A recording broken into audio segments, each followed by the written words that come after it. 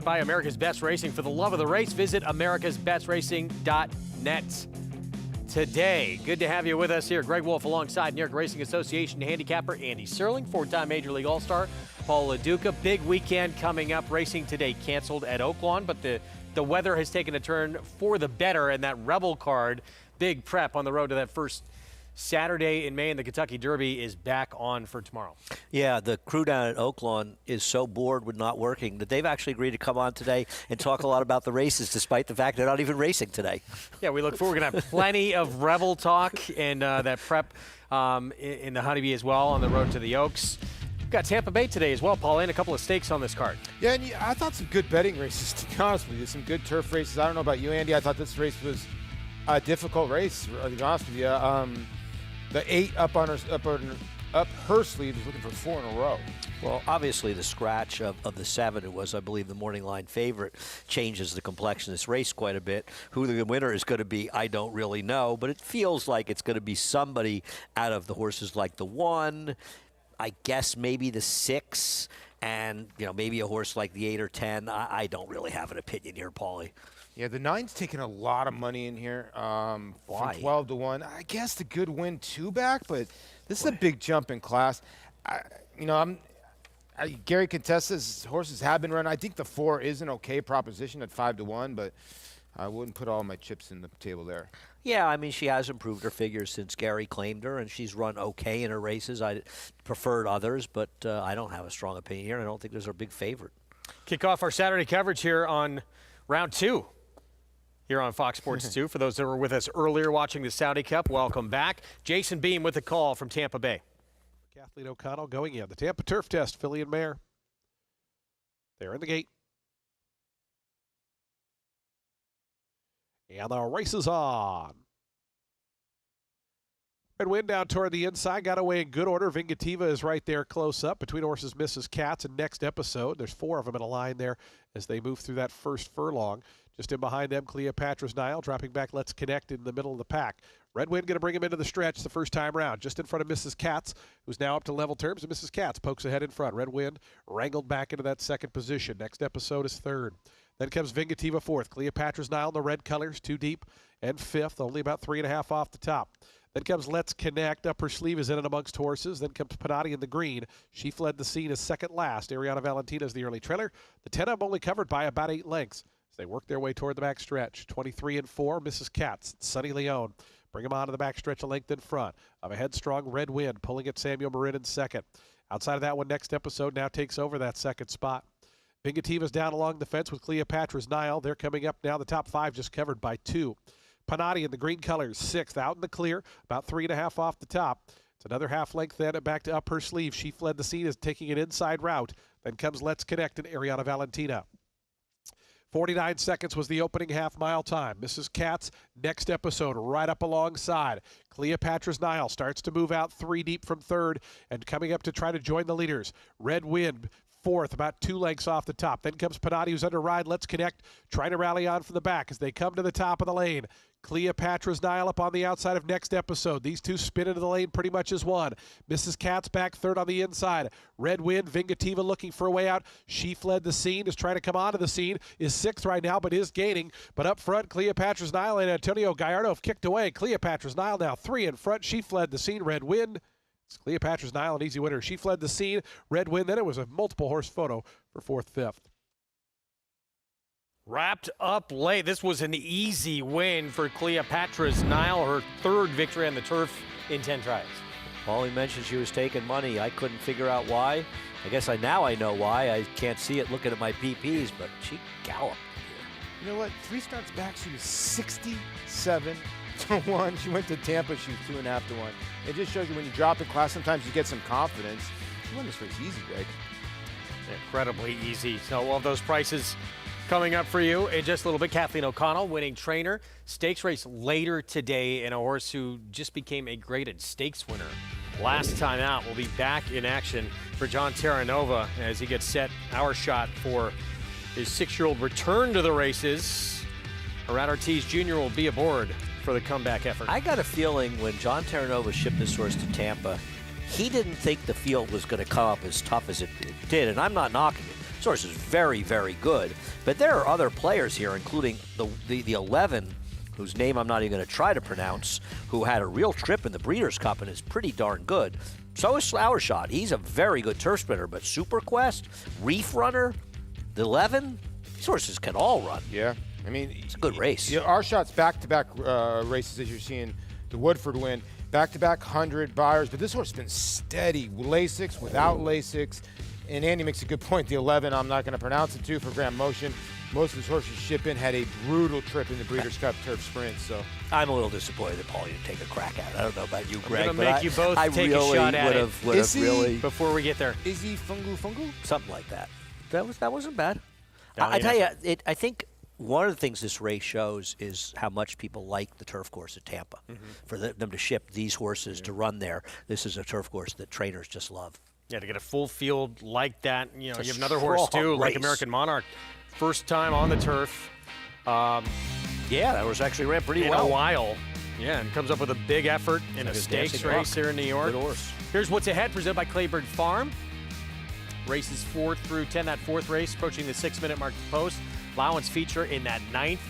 And at Tampa Bay, we were just talking about the Turf Dash, also have the Lightning City. So 2 stakes on that card on the lawn that we look forward to with good conditions out there and the sun shining in Florida. Play it all by getting signed up right there at Naira Bets. Bet any track, anywhere, anytime with that offer for new members. $200 deposit match sign-up bonus when you punch in that code at sign-up, bonus 200, and you're ready to roll at NairaBets.com. So the fourth here at Aqueduct, 1 turn mile, claiming race, all for sale for $25,000. Nearest horses who only have a maiden win to their credit here. So non-winners of 2 life.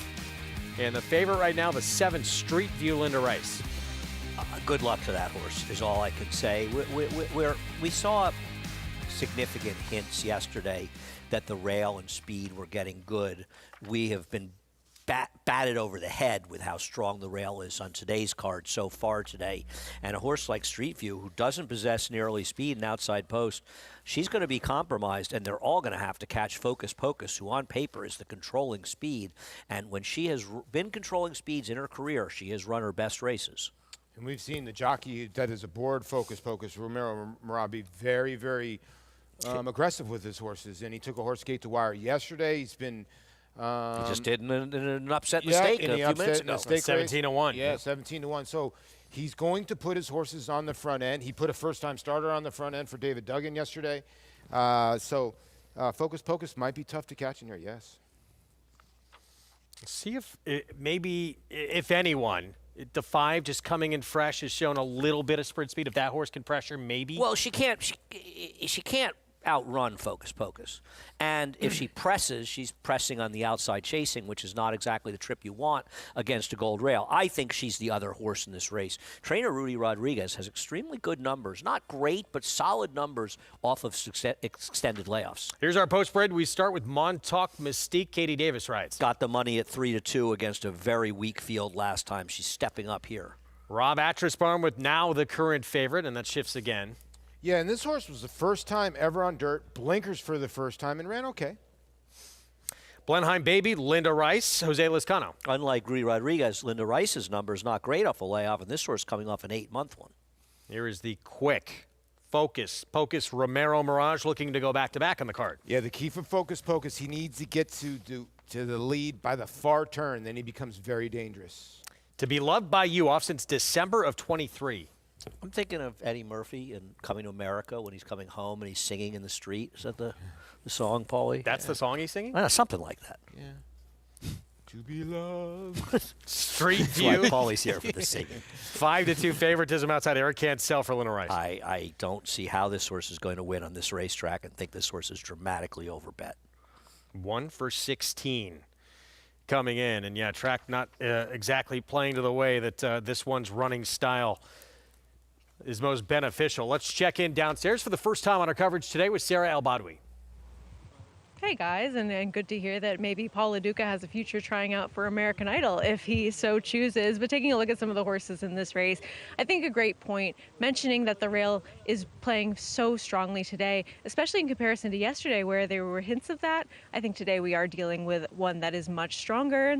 more difficult for horses towards the outside to really make any significant impact. And so that does bode in the favor of a horse like the number 4, Focus Pocus, who already projected to be the early speed, loose on the lead in this spot, and a jockey that's very well aware of where you want to be on the racetrack. Now, when she did break her maiden, she did so in front-running fashion, won by open lengths and with a 72 by her speed figure.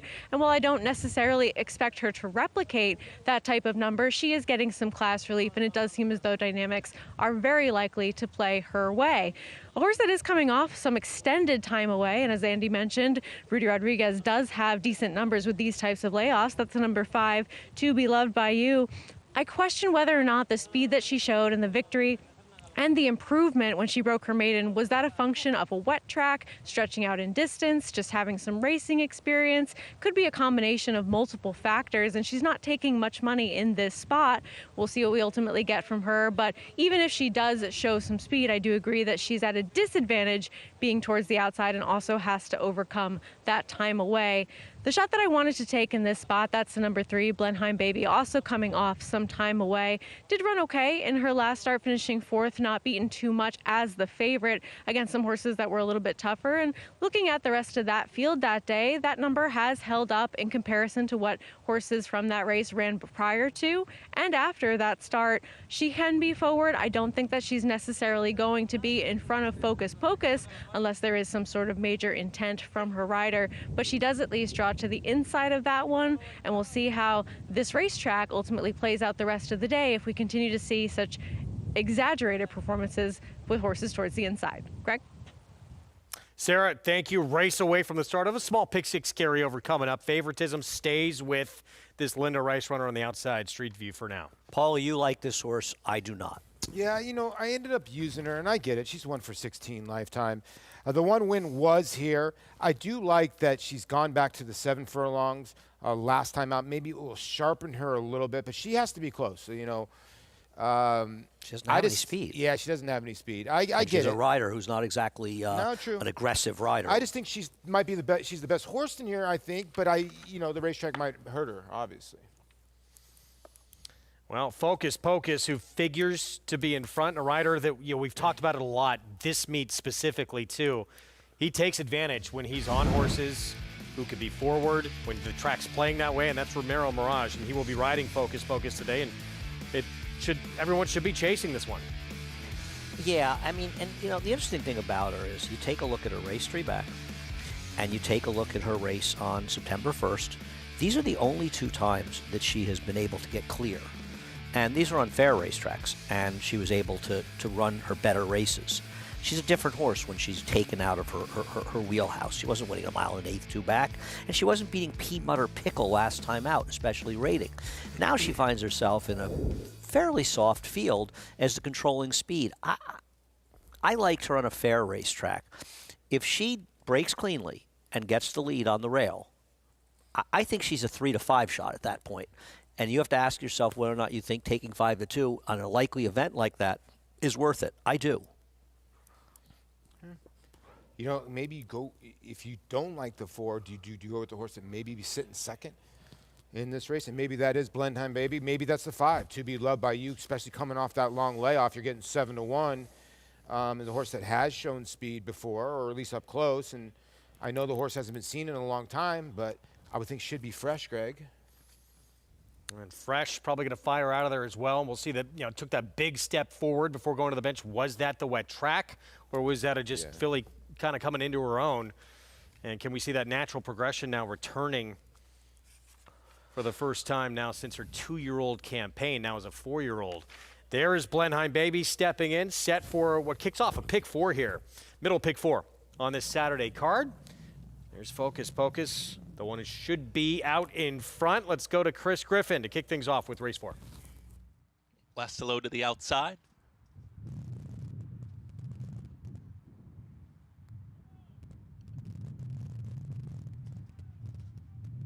Goes in. All set.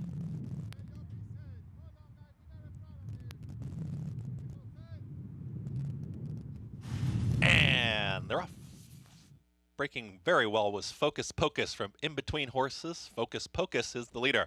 At the rail is Montauk Mystique, is trying to join this leader, as well as To Be Loved by You out in the center of the racetrack. They are very far apart here. As a touch keen as To Be Loved by You wants to be up on the pace, is trying to be held back just a touch there by Silvera, and now has the lead as they come out of the chute. And pressing on will be To Be Loved by You, is up by a length and a half, tries to slow things down. Focus Pocus is looking to switch to the outside, and just having to steady briefly was Barra, who's going to be 3 wide, but they're well off the rail so far. Also moving forward is Street View, as they're tightly bunched now, as really slowing things down was To Be Loved by You, 23.78 for that opening quarter mile. The lone trailer, that's Blenheim Baby. The leader is To Be Loved by You. Had to work to get there, and Barra is in pursuit, is within a half length of the leader, and here comes in between horses Barra. 3 wide is going to be Street View, and Montauk Mystique is losing a touch of ground here at the rail in 4th. Also Focus Pocus drop back quickly. Blenheim Baby has still trailed throughout, as they're now 3 across the racetrack, and there's Street View ready to challenge. Barra is in for the fight towards the inside, 47.64 for the half-mile time. Losing some ground there, To Be Loved by You, who's back to 3rd. They reach the top of the stretch. Street View, Eric Cancel now gives Street View the cue.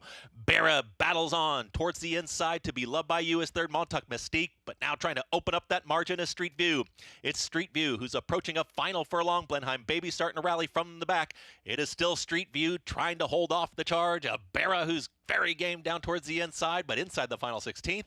Street View is inching clear late, then Street View will get the victory. Street View wins it over Barra. Then came Blenheim Baby and To Be Loved by You in 1 minute 40.69 seconds. Street View is Linda Rice. Eric Cancel comes away with the win here at 2-1 as a slight second choice. Maybe the track changed a little bit, but for my money, something clearly went wrong with the 4. It's not like Romero Mirage to rate speed horses. He doesn't do it on fair tracks, and he knows the track is playing. And the 5, who inherited the lead, Paulie, just couldn't run. And this horse, despite being wide, was just best in here and got the job done. I don't know if the track changed. Once the 4 didn't make the lead, she had no shot. Good call by you on the winner, Paulie. Well, you know what happened is the 7 was just clear of all the trouble. The 4 tried to go to the front end, could not. And Chris had mentioned in the call that they were far apart. I think when the 5 came over on the 4, he backed up. The 2 got in a little bit of trouble. I'll tell you what, listen, I bet the 7. The 2 ran a courageous second because he got steadied. She got steadied multiple times. It seemed like the 7 was the one that stayed out of trouble. 7 was best. She was out in the clear, but she was best. I still am not convinced the racetrack has changed. I just think this was an aberrant race with the 4 not able to make the lead. And obviously, once she didn't make the lead, she was going to finish last. And the 5 just not being competitive despite making the lead. No racetrack was carrying her home. 7-2, 3-5 finish, 2-1. Again, slight second choice with a win here. Street View, Linda Rice Barn. Eric Cancel, the victory coming up in the Rebel on Sunday. This horse led every step of the way, and maybe a little fortunate that this guy didn't break well at all out of the gate. Could it be a different story for Sandman in the rematch in the Rebel?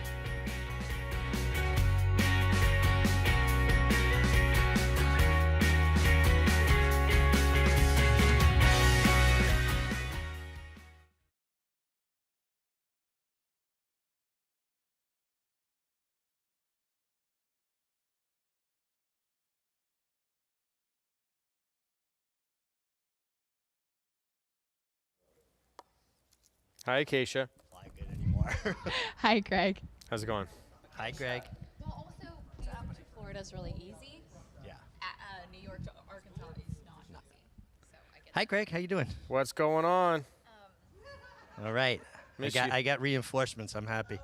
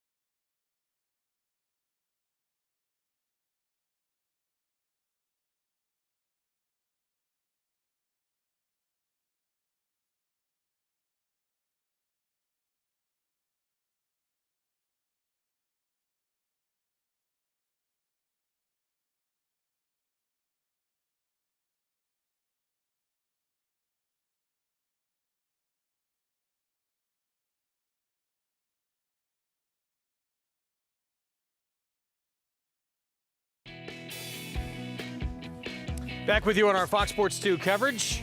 Street View rolls to victory to start off a middle pick 4 here at Aqueduct. Linda Rice Barn, Eric Cancel aboard for the victory. Yeah, congratulations to Eric. You know, he was a little bit more aggressive. And the reason why I just thought that last race, the 7 furlong race, might sharpen this horse up a little bit. And Street View gets the job done. Now 2 for 17 lifetime. And that pick 3, wow, $1,200.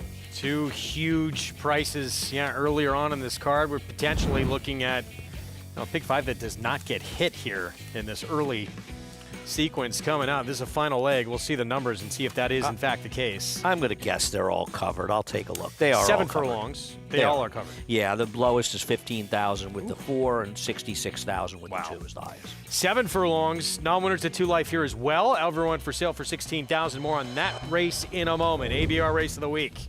It is the Rebel from Oaklawn. $1.25 million purse. Grade 2 and a full field lining up, including the top 3 finishers from that Grade 3 Southwest meeting in late January, won by Speed King and that terrible start from Sandman. Let's send it out to Hot Springs with the MiG and Acacia Clement. How you two? Hey guys, good to see you. Good to be here at Oaklawn with Richie. And Richie, you and I were just kind of commenting from where we're positioned. We'll be able to actually get a chance to see some of the horses train later today. There's been some changes at Oaklawn this weekend. Obviously, racing canceled today. The Rebel pushed back. And due to the cold weather, training will actually take place 2 o'clock Central Time this afternoon for those horses prepping for this weekend. And what a difference a few days makes. This track was just a sheet of ice with a little snow cover.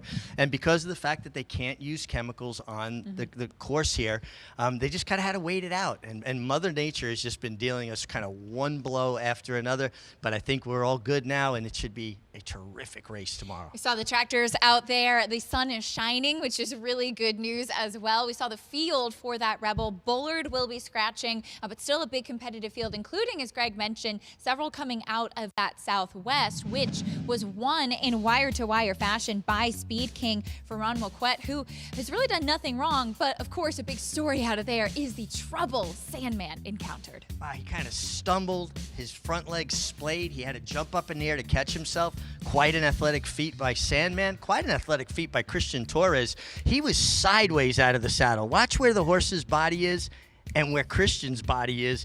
And at that point right there, he is off, and somehow he got back on. And if he'd have got back in the race at all, Acacia, you would have said, good effort. The fact that he ran on to be second made it a monumental kind of effort. So there's Speed King, who was on the front end. I thought it was an interesting quote from Ron Moquette, who said, we actually didn't really learn that much about him from this effort because he thinks he's a bit more versatile, but he has that speed, which is so dangerous. There's Sandman, the gray in the West Point colors, closing Tistastic third in there. We'll get a chance to see all of them duke it out again tomorrow. Yeah, listen, and Sandman was good. I don't want to just say because, Speed King was good. Sandman, had the trouble. But Speed King did all the dirty work. Now, it's interesting. Ron's got a website. You can go to the website and watch Speed King work, and they've worked him off of the pace in the morning. Now, that's a controlled environment. It's different in the afternoons, but it looks like he's very versatile, just has natural speed. Meanwhile, Mark Cassey saying he gave Sandman just one more work coming in to this Rebel, says he's already fit, showed he had some ability. Let's get it straight from the horse's mouth, though, as Maggie Wolfendale earlier today caught up with Sandman by his stall. Here with Rebel morning line favorite, that is Sandman. After his troubled second place effort in the Southwest, it feels like he could be primed and ready for a big performance. And the stumble at the start, then Christian Torres allowing this horse to find his rhythm. And trainer Mark Cassey saying that that's why Christian and Sandman fit so well together, that Christian just allows his horse to find his stride and then unravel it, as he did make that hard charge towards the lead in the latter stages of that Southwest. Now, he's a horse that has been based here, but as Mark Cassey has said, the one work in between that race and this one was more or less by design. And Mark's saying that as he's gotten older in his training career, that he's learned that horses don't need to train as hard. Once you have them fit, just get a little air into them and keep them happy. And as you can see, my hand might disagree. Sandman's very happy. What a playful boy. He definitely seems as though he's ready to make good on this Rebel field. Full of personality, Sandman is. We love getting a chance to see those videos up close and personal, and will be interesting to see what Sandman can do. Mark Cassidy also saying that he doesn't think they're going to be quite so far back this time in what looks to be pretty honest pace tomorrow. Yeah, I mean, if he got away cleanly, he wouldn't have been that far back last time. But you see, that's what I liked about Christian Torres, his ride in particular there. He played the hand dealt him. And it was a bad hand. It was a stumbling beginning. Nobody's fault. Those things happen. But he didn't panic. He just put his hands down, let him get in a rhythm. And he does have a big stride. And he is trained lights out here. Sandman, we'll see what kind of trip he gets in tomorrow's Rebel and rematching with those horses out of the Southwest. But Greg, there's also some intriguing new faces coming here to Arkansas. Yeah, there are. You know, one of the big things in this race, too, speaking, the way he's done it just about every single time to this point, has been on the lead. And that's how he did it when he stretched out and he won that prep. There's two extremely quick sprint horses, Innovator, Smoke, and Wicked, that make it look like he probably will not get the lead tomorrow. I actually think it's a good situation for the horse and Ron McQuett. I mean, obviously, you would like to be loose in the lead in $1.25 million races. Having said that, it's still a prep. And they're going to have to find out about this horse as they head to Kentucky, because if he's a one-way speed horse and they go to the Derby, okay, that's one thing. It's going to be contentious up front. But if they find out he can stalk a little bit and rate, especially out in the clear with a post like that, they can find out a lot by him. We don't know that he can't be effective rating. His performance last time, in my opinion, has been lost because of the trouble that Sandman had. Yeah, people haven't given him the credit maybe he deserves for how well he ran. No, you make a good point. And he's a horse that was working great guns going into the race. He had worked a work where he beat 200 and some odd horses in his work before the race, and he's talented. And I think maybe Ron will try to find out. We can rate maybe on the outside. You know, we talk about the other Bob Baffert horse, the Bob Baffert horse, Medicaid Road. That's another horse that could show some speed if he can get out of the gate. Not as fast as those horses, no, though. Of course, yeah. Interesting point a friend of mine made the other day. Baffert is 0 for 9 at Oaklawn with horses that are 5-2 or over like the last 5 years. Bob's had a lot of success at Oaklawn, but he's done it with short-priced horses. I think Nadal at around $6 is the longest price of any of his winners. So the horses he's won with were all supposed to win. Not to say Medicaid Road can't win, but he's not as big a dog as some of the guys he's brought over there. Meanwhile, Cole Battle had beat Speed King in the Springboard Mile when they met at the end of last year.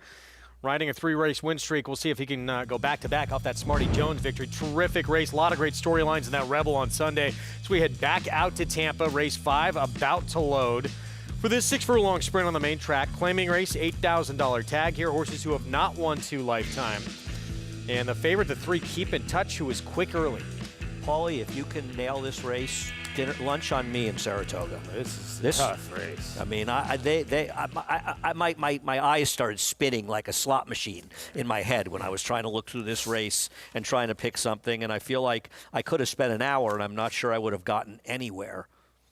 You know, you got the speed all to the inside, right? 1, 2, 3 are very fast. And 7 and 8 aren't slow. 8 is very fast. 8's dropping. Yeah, so I landed on the 10. Figuring maybe the 10 gets an outside slot with all this other speed, but he's another horse that kind of needs the lead. He's only been on the dirt 1 time. Maybe he can improve second time for Michael Wright.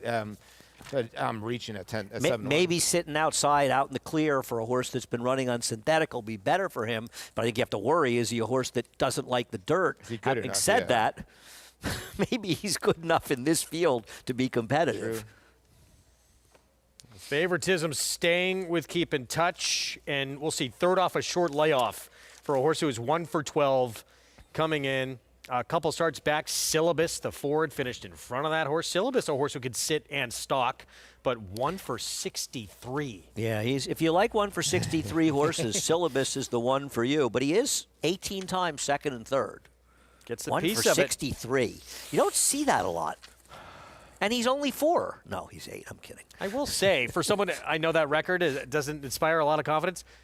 31 to 1's a little bit high on him. I agree with you. You're actually right, because he's got figures that are fast enough to win this race. And this is not exactly the race you want to dismiss a horse at almost 20 to 1 because he's 0 for 60 in this field. Yeah, this is one of those races. I tell you, If I was going to take a horse that's going to come off the pace, it would be the 6 at 1 for 13. It's 16-1 if someone's going to come late, because a lot of these horses aren't going to pass. I tell you one thing: whoever gets to the front in here is going to be dangerous. Paulie likes synth horses, is what you're really saying. Jason Beam with the call. Here's race 5, Tampa. Final episode just about in. Now goes forward. They are in the gate. And the race is on. Holy Coffee in the center, shoots right out to the front. Barbaresco, baby. Going to go with that one in the early going, and these two square off through that first 16th of a mile. Keep in touch. One of the favorites came away in a nice spot, third, just in behind the top pair. Then comes Score. Down along the inside, Macho Girl advances to take over fourth. 5 Minutes of Passion is sixth in the pink cap and about 5 off the top. It's a break of 3 more back to Syllabus. After that comes Miss Claudette, who races on the inside of Pesadilla Chanel. Ain't Nonsense with 1 beat, and that's the big long shot. Final episode. Who's the trailer? 22-1, the opening quarter mile. Holy Coffee, Keep in Touch. Those two by the 3/8 pole. They've put 3.5 now on the Scored, who moves up into third. Barbaresco, baby's back a spot in fourth, trying to move up. Comes 5 Minutes of Passion as they wind around that turn. These top two have gotten away. Holy Coffee and Keep in Touch. These two 5 lengths ahead of the rest. Scored is third. Down at the inside, 5 Minutes of Passion. Syllabus trying to run on from the back. But these top two to themselves at the 8th pole. On the outside, Keep in Touch. On the inside, Holy Coffee. They're shoulder to shoulder with a furlong left to go. Still 5 lengths back to Scored. 16th pole. This battle continues. Holy Coffee on the inside. Keep in Touch on the outside. These two in a driving finish. Holy Coffee. Got it. Keep in Touch was second. It was a ways back to another photo for third between Ain't Nonsense and Scored. Holy Coffee forward early, and Paul said whoever's in front was going to be tough, and this one was tough. I don't know if that's lunch-worthy, Paulie, but, you know, an ice cream or something, because you said the horse who gets in front, and you said to me the 7, the rider hasn't even asked, and the 3's into him, and you were right. Yeah, a Derby win, and now the 5th at Tampa for Sonny Leon. Yeah, Sonny Leon. And then the 10 came back for third. So they happy man. They basically ran in just around like trained elephants, as we always say. How about the 10, who Paulie and I were laughing? He was in a full-out drive at the half-mile pole, and he finished third. Name new to the Derby Trail, trainer Lonnie Bryley. He is a good one. Cole Battle, Springboard Mile winner. Smarty Jones winner. Can he make it 3 stakes wins in a row? Actually make that 4 in a row in the Rebel tomorrow.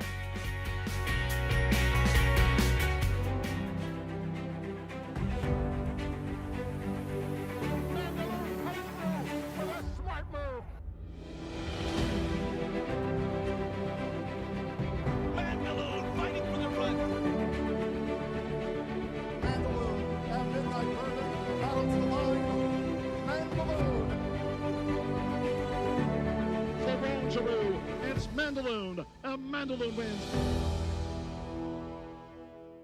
Horse racing? Check. Weekly promotions? Got 'em. Huge payouts? You bet. With Naira Bets. Download the app today and bet on any track, anywhere, anytime with live HD horse races, betting tips and tutorials, expert picks, and more. You bet with Naira Bets. Join now for a new member bonus at NairaBets.com.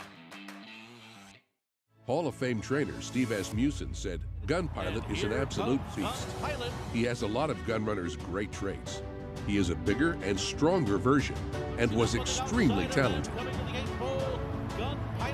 His easy Grade 1 win in the 7 furlong Churchill Downs Stakes proved everything I knew. It's the gold, but it's Gun Pilot. Gun Pilot and Christian Torres. Gun Pilot is Gun Runner's only son to retire to stud this year. New to 3 Chimneys. Enhance your handicapping with AI Fast Facts, exclusively on Naira Bets. Open your Naira Bets app, click View Runner Details, and a stat-driven fact will appear for all U.S. thoroughbred racehorses. Download the Naira Bets app to start using Fast Facts today. RaceLens is the most in-depth product in horse racing, with unique features found nowhere else. True odds, predictive analysis, and pace projection. RaceLens. It will change the way you follow horse racing and take your game to the next level. Back with you on our Saturday coverage of America's Day of the Races, brought to you in part by legendary Claiborne Farm. 100 years of doing the usual, unusually well. To New York. Race 5 is 8 minutes away. It's the start of the Pick 6. We have a small Pick 6 carryover of just shy of $16,000. An additional nearly $60,000 has been bet into the pool as we take a look at Boss 302. The 4 right now for the Rick Dutrow Jr. barn. Not exactly a horse whose PPs look like a horse you want to take 2-1 on. And I say this, Paulie, having picked him on top, but there really isn't much for him to go on. And 2 of the main players, the 7 and 8, came out. Yeah. You know, this is I call him the Ricky Bobby horses. I think this horse is going to either win by a lot or, we'll see what happens. I think you're right. I think that's a good point with this horse. Yeah, so, Gomez got to be aggressive with him, right? He's got 100%. a 7. There's no speed in here. I think the key, too, that Jose has ridden him all 4 times. So no jockey change here. We're just dropping in class. And, listen, they tried Lasix. They tried blinkers last time. It just did not work. And it looks like a horse that, they thinking, okay, Mr. Dub owns a lot of horses. So, let's move on here and try to get a W. So 2-1 favorite, yeah, Jose Gomez, who the Dutrow barn has given a lot of opportunities to. He'll be aboard as he continues on in his journeyman stance here after winning an Eclipse Award. There he is as an outstanding apprentice a few years ago. And Jose, when he's aggressive, is really good. I mean, I think he's a good aggressive rider. And I know, people are probably looking at their PPs and going, you're insane, Andy, if you think this horse is the speed. But there's just a complete dearth of speed in this race, and there's no reason. Whoever wants to seize the bull by the horns, Paul, can probably make the lead. You're right. There's not a lot of speed. And the thing about it is there's not many gate horses that are very good in here. The one who I like a little bit has had gate issues in the past. The 4 on the screen has had gate issues in the past. The 2 can't get out of the gate. The 3's form has just disintegrated, and the horse is 1 for 25. The 3 is making a move on your 1 for 61 horse, who's now, excuse me, Greg, 1 for 62. Did split the field, by the way. Did split the field. Route ran his odds. I thought York, and we're talking about York Tavern here, the 3. That's the speed, yeah, you think? I thought he could be close. Putting blinkers on, he should at least shown some ability, longer races. Has gotten being to the front close. before, yeah. I'm a big believer in the time form pace projector, which by no means says that I believe it's the be-all and end-all. They have the 4 and 5 as the speed with the 7 coming out, but they also have the race with basically pretty much no pace in here, which to me always says if one rider wants to be super aggressive, that horse can make the lead. We'll see what happens here, and yeah, who is the aggressor out of the gate to make. Well, it's huge drop in class, I guess, and that's why the public is gravitating to the 4 here at 8-5, would you say? I guess. I think everybody has the same problem.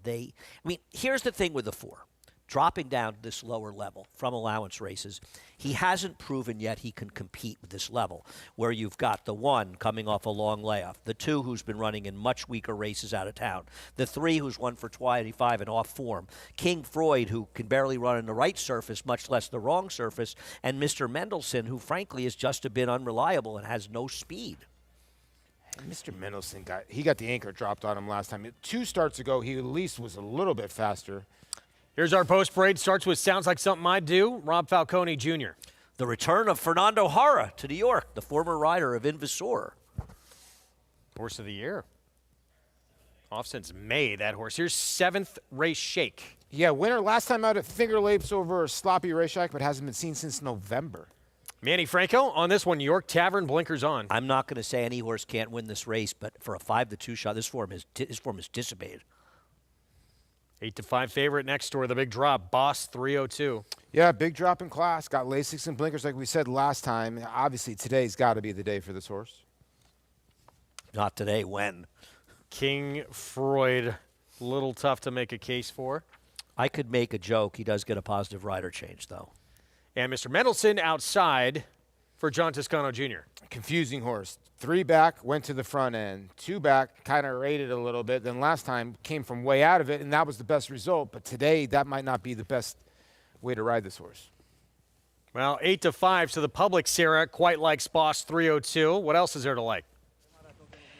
Ultimately, I did land with him taking that significantly aggressive drop in class here and also coming in off a very short rest. And all of those are signals to me that Connections just want to move on from what they've had with this horse because they have a lot of horses and he's not fitting in with whatever program they want to design moving forward. So this is a much different world of horses that he's going to be facing in here today versus his last several starts. But there's also that possibility that he just does not really possess much ability anymore moving forwards. He's a favorite that's difficult to trust, but at least with him, there are some significant changes being made to the company that he's going to be keeping in here.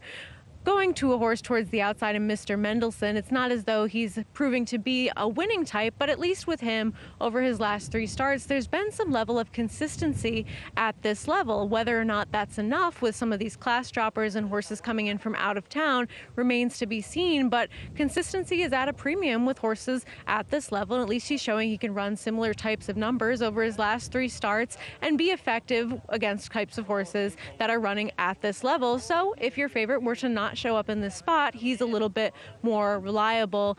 If you do want a little bit of a fuzzy in this race, something I can say about the number 2 is that he's never run over a fast main track so far in his career. And he's one that he's had a little trouble getting out of the gate in some of his starts out of town as well. He would need to get quite a bit faster to be effective in this spot, but at least with him, there is something that is changing, and he's a big price. But ultimately, I think today could be the day for Boss 302, and if it's not, as was said, I don't know when will be. Greg? So, yeah, 8-5 on the one the public's backing here with a big drop down in class for the Rick Dutrow Jr. barn. Yeah, I'm not going to sit up here and defend an 8-5 shot, especially an 8-5 shot that looks like this. But given the options in this race, Paulie, I can't take anyone else. But you're going to try to get Fernando Jara home in his return to New York. Triumphant return. I thought the 1 was the other horse. I'll tell you what. I agree. The 4 looks tremendous on the racetrack for a $16,000 claimer, for whatever that. Rick can train. Yeah. So, I mean, the horse looks pretty formidable. I do like the 1. I think the 1's got competitive races. And the horse had some issues with the gate, but the last start was a good start. Now, coming back off that layoff, no gate, at least reported gate drills, seems to me like maybe this horse has grown up at age 5 and the gate won't be an issue, but you don't really like to draw the rail. And this race does kick off the pick 6 carryover just under 16,000. You know, it's funny. I want to bring something up about the 1, and this is a debate and a discussion I've had with other handicappers. The 1 is running for the waiver.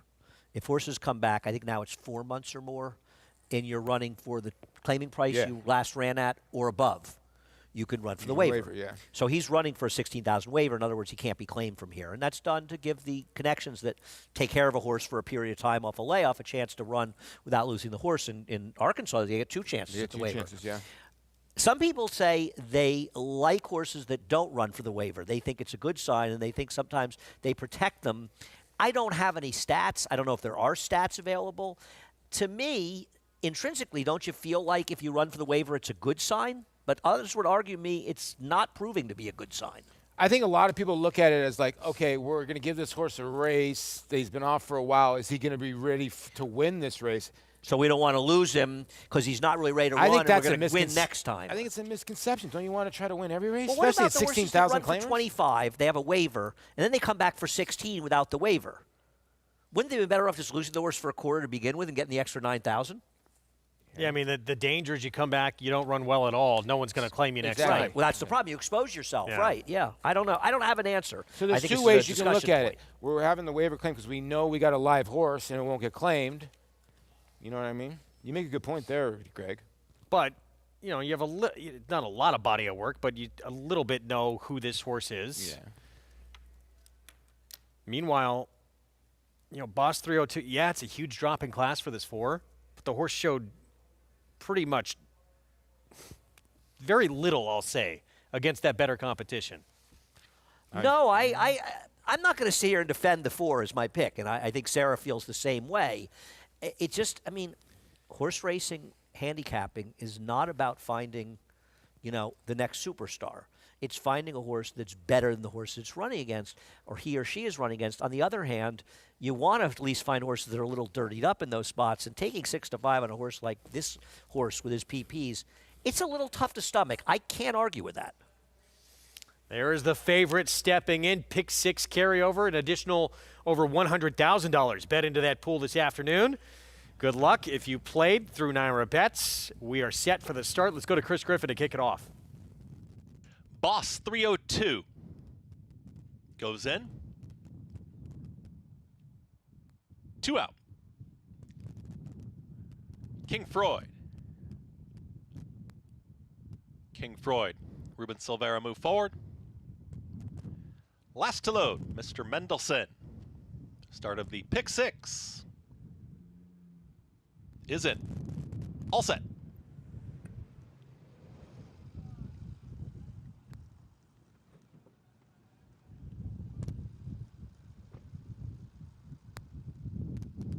And they're off. Speed from Boss 302 right out towards the front is joined by Mr. Mendelssohn, who's going to be quickest, and Mr. Mendelssohn is up by a neck. It's tightly bunched there, is also in the early mix is King Freud. King Freud wants to be forwardly placed and now takes it right to Boss 302, who's at the rail, and now a three-way battle for the front.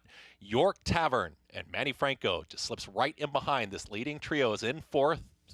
Just watching the early action from the fourth position is 3 lengths in front of 7th race Shake, and the trailer sounds like something I do. 24 seconds flat. A pressured opening quarter mile. They work into the far turn.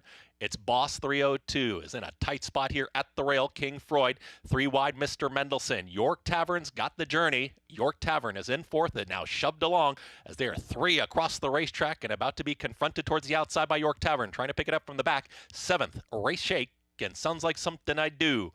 47 and 4, the half-mile time, and Boss 302 is gutting it out here at the rail. Boss 302 is back in front.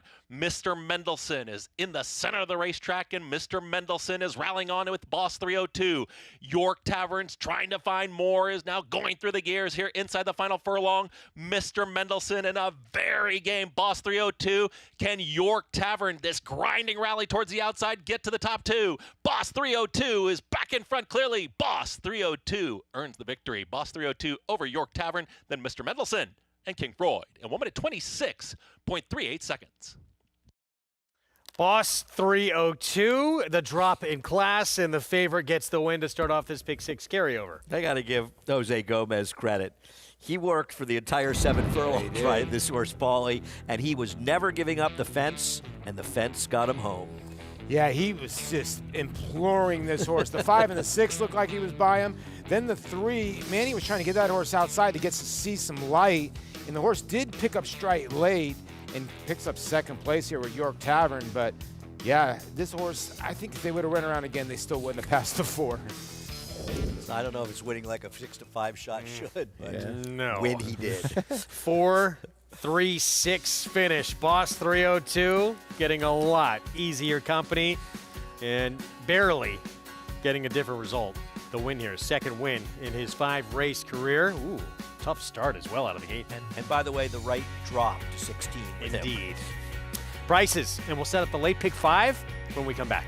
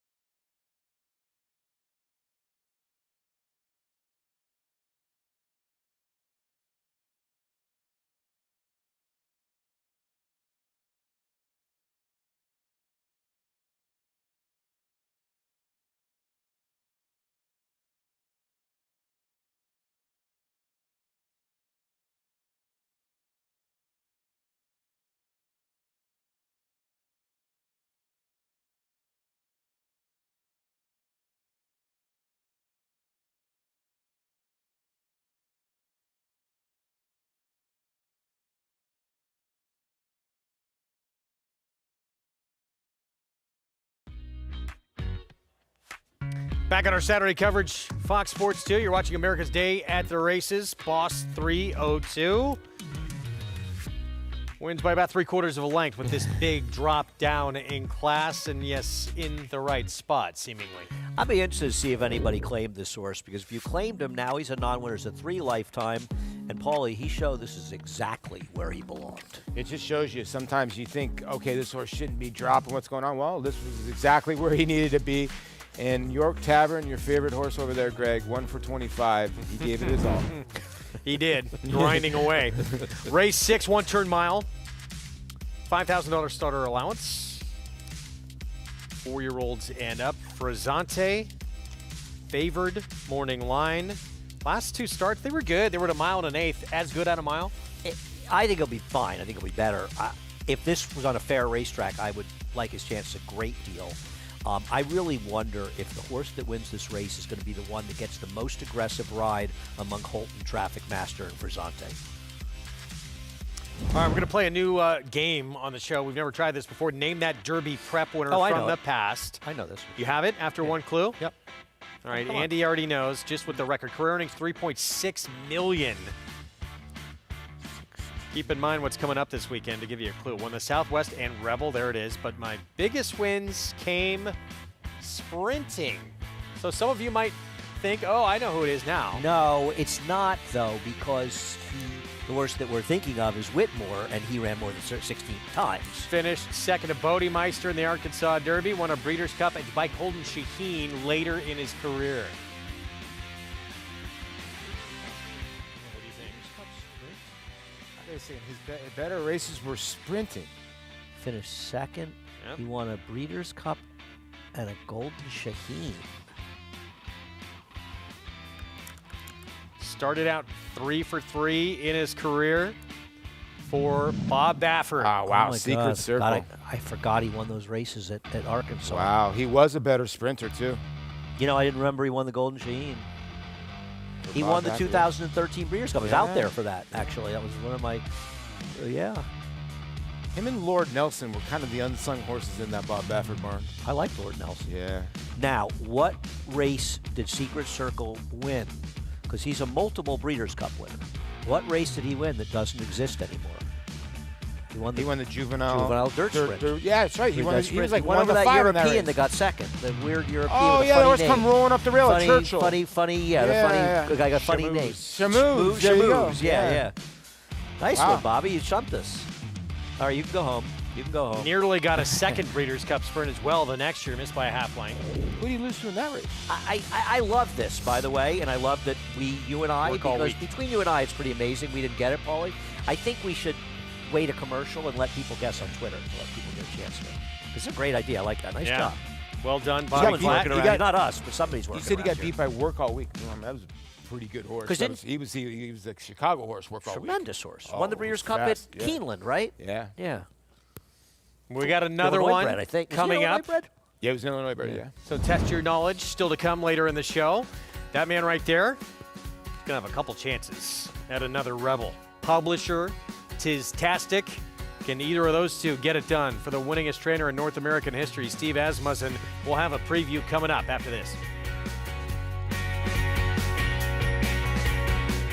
And clear off in the Naira Benz Haskell. In the Belmont Stakes at Saratoga. Dornock setting up moderate pace, 3/4 of a length ahead. As the field turns for home. They're at it again. The two Belmont first and second place finishers. Mind frame on the outside. It's coming after Dornock. Dornock wins the Haskell. It will be Dornock to win the Belmont Stake. It's America's original sport, and no one covers it better than americasbestracing.net. From the sport to the lifestyle, the best races, horses, and destination venues, cocktails, gambling, fashion, and more. americasbestracing.net is a sport for you.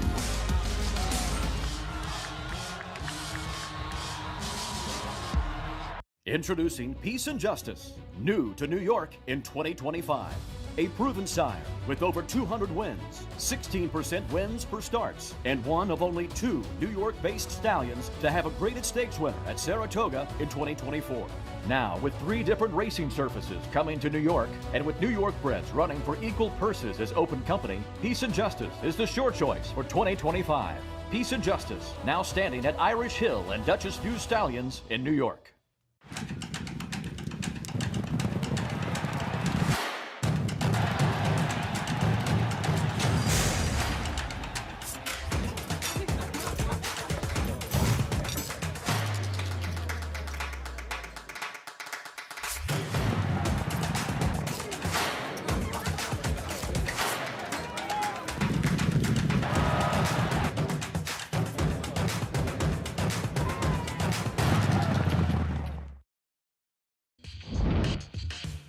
Back on our Saturday coverage on Fox Sports 2. Thanks for spending part of your weekend with us. And out to Tampa Bay, race 6.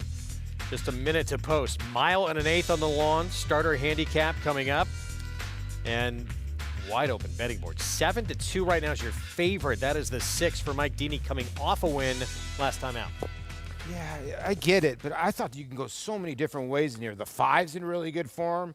The 4 just got beat. So you get the 4 at 5-1. The 6 just beat that horse. And then you got the 1 More Than Work, who's really not getting played. I thought you made a really good point off camera about the 1 horse who was 2-1 in this race last time out. And while underperformed, didn't get the absolute best of trips from post 12 and was coming off 2 big efforts, now draws the rail.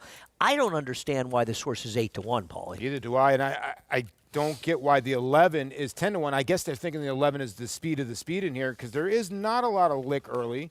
What about the 5? Yeah, I'm thinking the 5 sits there too, but the 11 is getting played here. I'm going to bet a couple dollars to win on the 1. And Paulie, you brought up the 5. I thought that one in very obviously very sharp form right now. Missed by a neck 2 back, then wins. That last start at a mile at Tampa. This horse has been pretty good on the grass. Yeah, I mean 3 for 6 at Tampa. This horse is 10 for 12 in the trifecta on the turf. Very honest horse. You get Danny Centennial aboard, and very good rider, obviously. He's in I got a form. Kentucky Derby winner rider, though, with me and my horse, the 1. That's right, Sonny Leone. That was a tremendous ride. Really was. I mean, I'll never forget, I still to this day never forget standing right there at the winner's circle. And a little old lady thought it was the 22, or I don't even remember. And then it was a 21 horse. Yeah, and I just remember everybody thought it was the 2, and I just remember this little old lady go, "Oh my God, that's Rich Strike!" And I just went, "What happened there?" Who would have never even got into the race if not for Dwayne Lucas. That's how you met. That's how you guys started getting together. It was crazy. And then here's the best part: he was not on the shirt that they gave out for the gates. So people were literally... He wasn't in the race. Wasn't in the race. So he got put in the race because Ethereal Road got scratched. About 2 weeks later, people were outside wanting Rich Strike shirts. Churchill Downs had to print Rich Strike shirts to give out for free because people didn't want the one when he wasn't on it. How many nightmares do you think Steve Asmussen had as a rolls of that horse getting? Epicenter. I mean, we all talk about, how many times have you bet a horse and the horse gets it off the AEs to beat you, right? Yeah. And you say, I can't believe that horse got off the AEs. How about the Derby? I can't believe the horse got it off the AEs and to of beat all me. guys to pull out of a race, Dwayne Lucas. Right. I mean, right. Yeah. Good point. Steve must have nightmares about that. That was such a brutal beat. More wins than anyone in North American history, but yeah, that is one that's going to sting Forever. for the rest of his career. No Because question. if he wins a Derby, it'll sting. He was a real horse. I remember thinking when Bob Won the Baffert Travers lost. later, yeah. Remember when Bob Baffert lost by a nose with Cavanier when Edder's nose nailed him at the No, it's Grindstone. Grindstone, yeah. I remember thinking, this poor guy, he got there, he'll probably never get there again. He did okay. It worked out. 6 from Tampa, Jason Beam, the call. Not me coming up. Tampa Turf Test. They're in the gate. And the race is on. Start to the inside, More Than Work, flashing some good early speed. A Western Yard is close up, and Royal Luck right between them. And from the outside, Why Not Me trying to work over, and Why Not Me able to cross and clear all the way to the inside. More Than Work having a tap on the brakes momentarily there as Why Not Me made it over to the 2-path and now down to the rail as More Than Work going to shift to the outside. So it's Why Not Me, the leader, with 7 furlongs to go. More Than Work is second, Royal Luck third in the black silks, yellow cap, about 3 off the lead. Then comes a Western Yarn. Just in behind that, a line of 3. Spanish Noble between horses Ejtema and 3 deep here for Late Call, who's back in 7th. It's a length and a half more to QF 75 and 8th. And Poker Joker is the early trailer with 5.5 furlongs remaining. 24.10 the opening quarter mile time. It's Why Not Me? Why Not Me in front by a length and a half. In the second spot, More Than Work down on the inside. Royal Luck tugging and willing in third, only a length and a half off the lead. A Western Yard who broke sharply settles back 4th with about 3.5 lengths to find. Then comes Spanish Noble. Right to that one's outside goes Late Call. It's another half length to Ejtema, who's racing 7th, about 6 off the top. QF 75 still with just Poker Joker beat. They have 3 furlongs left to go in the Tampa Turf Test, and Why Not Me has led for much of the race. 49-2 the opening half mile. Why Not Me to the far turn. More Than Work now coming up alongside, and those two on near level terms as they wind around that turn. Then comes Royal Luck, a Western Yarn right to that one's outside. Ejtema trying to move in between horses. Spanish Noble needs a seam, looks to have some run as they come to the top of the lane. Why Not Me cuts the corner just in front. A Western Yarn up on the far outside. Royal Luck trying to bully his way through. Down along the inside, Poker Joker's made up a lot of ground. Still many chances at the 16th pole. Poker Joker coming through down along the inside. Royal Luck. These two go on. A Western Yarn and Ejtema. It's Poker Joker and Pablo Morales. Poker Joker by a length. Second look to be Royal Luck over Ejtema. Third, photo 4th. Poker Joker, 4 wins in a row, and that horse was game on the rail. Pablo Morales coming up the fence like that. That was a sensational ride. You say 4th win in a row, 9-1 on this horse. He just keeps moving up and he keeps winning, but that was some ride. What a job here by Richard Silliman, who claimed this horse for $16,000. That was a great ride. That was a great phenomenal ride. ride. They were all kind of battling, and I looked at you guys. I said, who's this horse coming up the rail? And our producer, Bobby, goes, that's a Deuce coming up the rail. I said, my goodness. And they bet this horse down to 9-1. Back to the Triple Crown Trail and Kentucky Derby prep on Sunday from Hot Springs. Grade 2 Rebel, $1.25 million purse. 13 expected to line up in this big one on Sunday. We talked about Steve Asmussen going to break. We'll have a couple of big chances at this one tomorrow, including long shot guys Publisher as we send it back out to Oaklawn.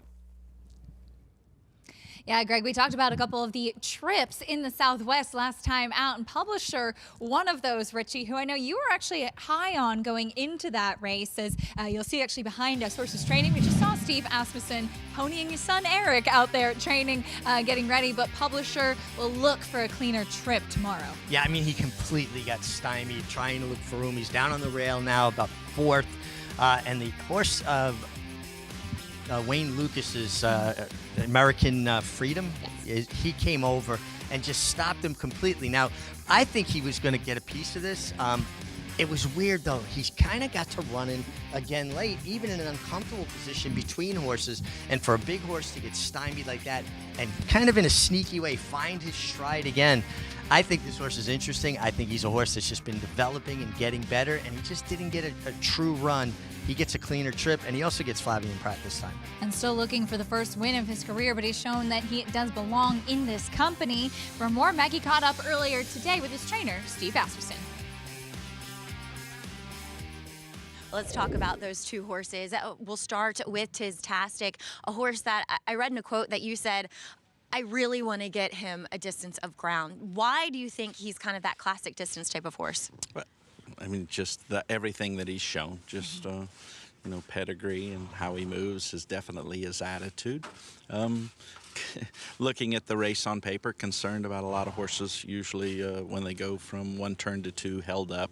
I don't think that traffic would be doing him any favors. I think he lacks a bit of acceleration, but he stays on really nicely. But if he loses a little momentum, it takes him a while to get going again. But he's stronger now than any version that we've ever run previously, and just feel that it's time for him to step up. And talking about Publisher, he's still a maiden, but bit of a troubled trip last time out. Got completely stopped on the rail down the stretch, and on top of that, at the break, he stumbled a bit too. Why do you keep going forward with him in these big races? He sees them in the morning. I mean, he's had this company his whole life. That's what, definitely one of the benefits of a large stable. You know who they are long before they get to the races in the afternoon by who they're capable of maintaining pace with in the morning. And he's been in the top group of 2 turning 3-year-olds ever since he came into the barn. And as you mentioned, watching the Southwest, he was extremely competitive from a talent standpoint and just was very unfortunate. Jose Ortiz and Flavien Prat picking up the mounts. Talk a little bit about what you're looking to see from them as far as trips in this Rebel. Well, it's that time of year. Obviously, this is a major Derby prep. Horses that have success here are obviously expected to show back up first Saturday in May, and that is the plan.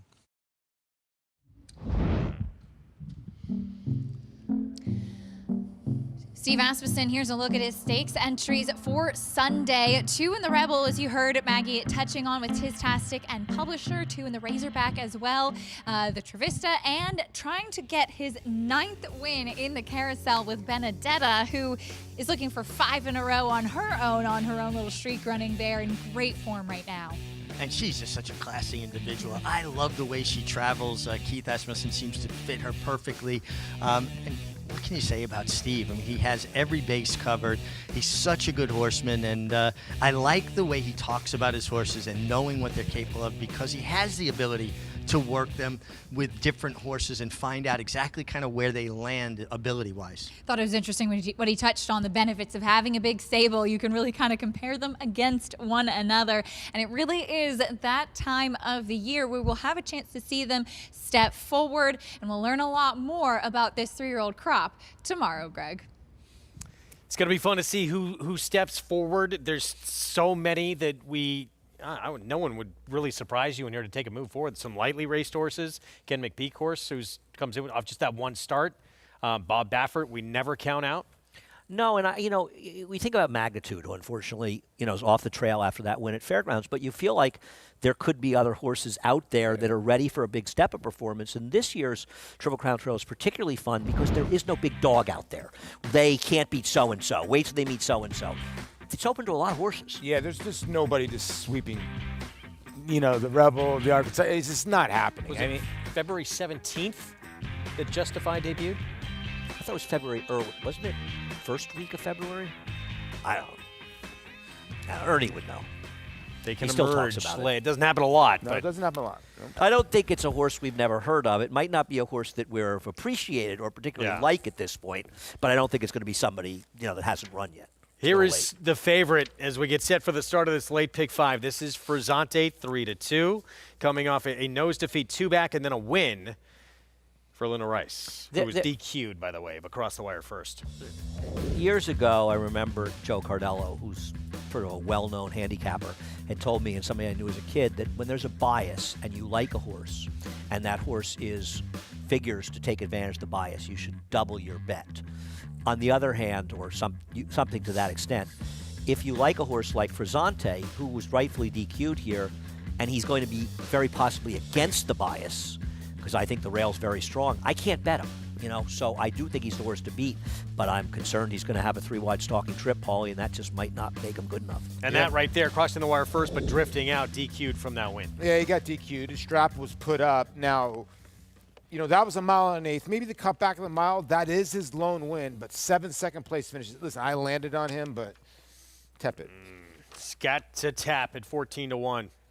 He's probably a bit of an overlay at 14-1. Is Heeman Harkey looking for another win, but he's probably just not fast enough or good enough. Thought Holton was going to be very tough.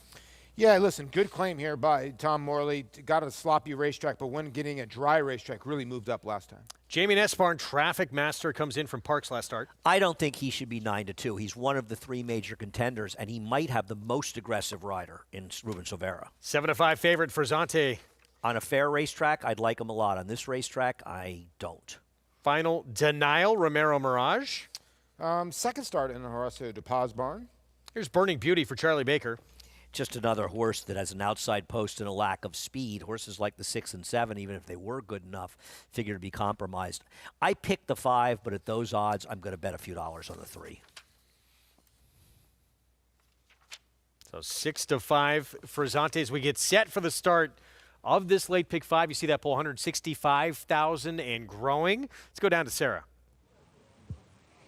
Well, and the horse that expected to be your favorite is decidedly so as of right now, 6-5 on Frisante, who did cross the wire first, and he ran an excellent race last time. And even though he was disqualified from that first place to second, you can't take away the fact that he was forwardly placed and did put away any other speed in there with the horses that were making an impact late, having sat the right kind of trip relative to what he had done in terms of dynamics of that race. And when you're looking at a race like this where it's kind of questionable and murky where the pace is going to come from, he does seem like the type that you can at least expect to be forwardly placed, and he has run well over his last 2 starts. So I don't have any problems with him necessarily, but there is that question of whether or not you think the rail is going to be so strong that he can't overcome it from that outside post. And so of the horses towards his inside, the players then seem to be horses like the number 3 Traffic Master coming in for Jamie Ness. And when he ran here at Aqueduct in a similar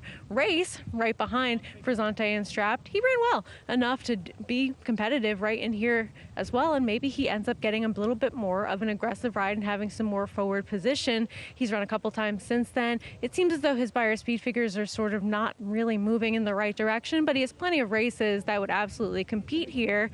Ultimately, looking towards even further inside, I opted for the number 2 Halton and isolating his fast main track races outside of one maiden claiming effort for $50,000. They are a little bit faster than some of his wet track attempts or his turf races, and I thought he ran well last time to finish second.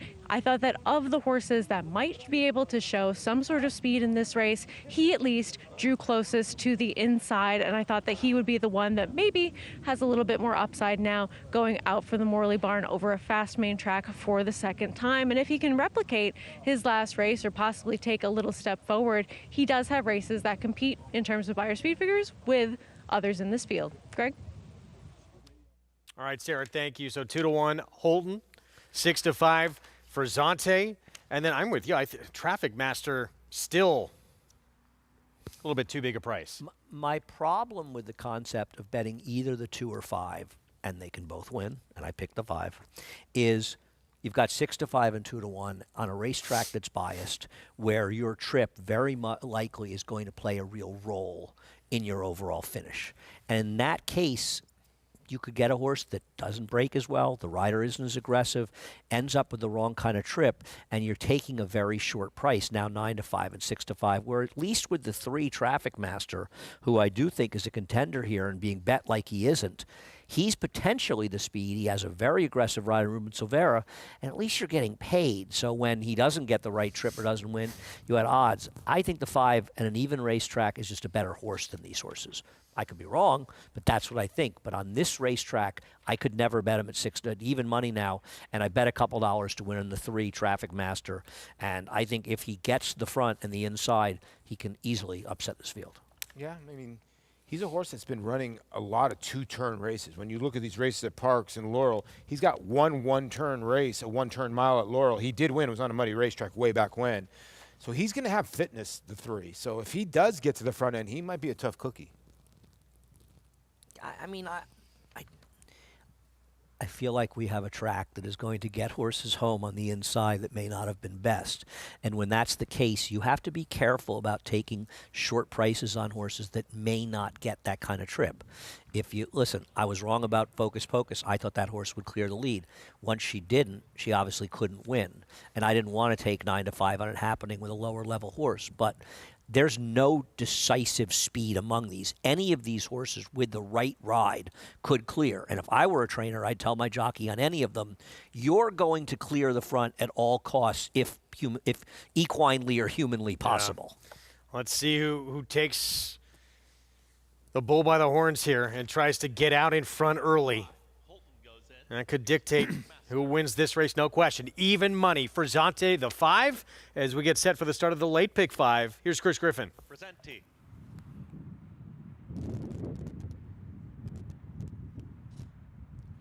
Final denial. Burning Beauty to the outside. Burning Beauty goes in. All set. And they're off. Good beginning. Burning Beauty from the outside draw has early speed, and right there as well, here comes Holton to join that early fray. Final Denials in the early mix too, and Traffic Master very tightly bunched as At the Rail. Scat to Tap moves forward. Now 3 across the racetrack as they get set to come out of the chute, and Scat to Tap has put a nose in front.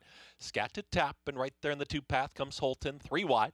That's Final Denial. Traffic Master is right in behind them as in 4th. Is now 2 clear from Frasenti, who's second to last in the trailer.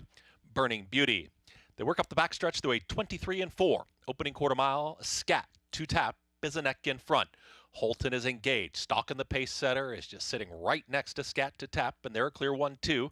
Losing a touch of ground was Final Denial. At the Rail is Traffic Master is now tucking in between those rivals as they work into the far turn. 47 and 1 for a half-mile time. Frasenti starts to run from the back, and the trailer continues to be Burning Beauty.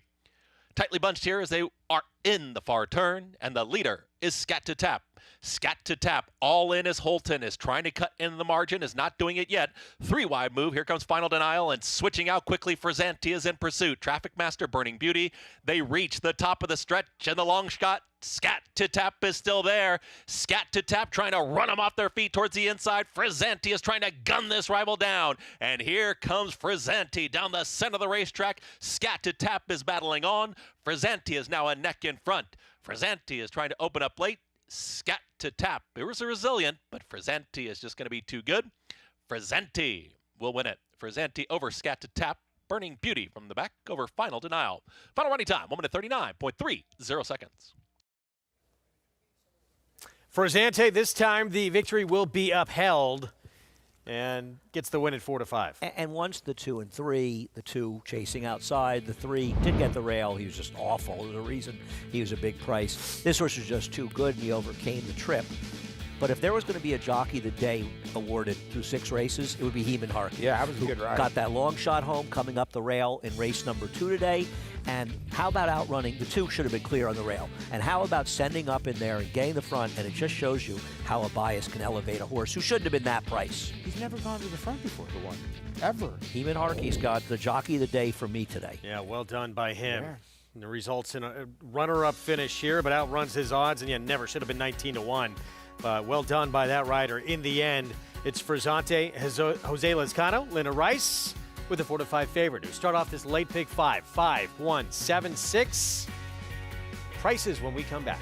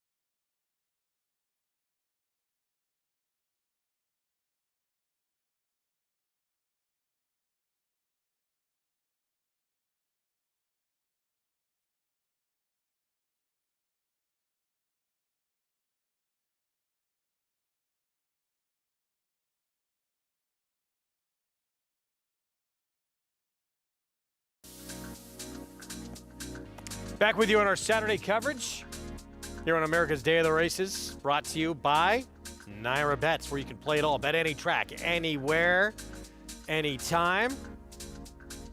This city moves fast.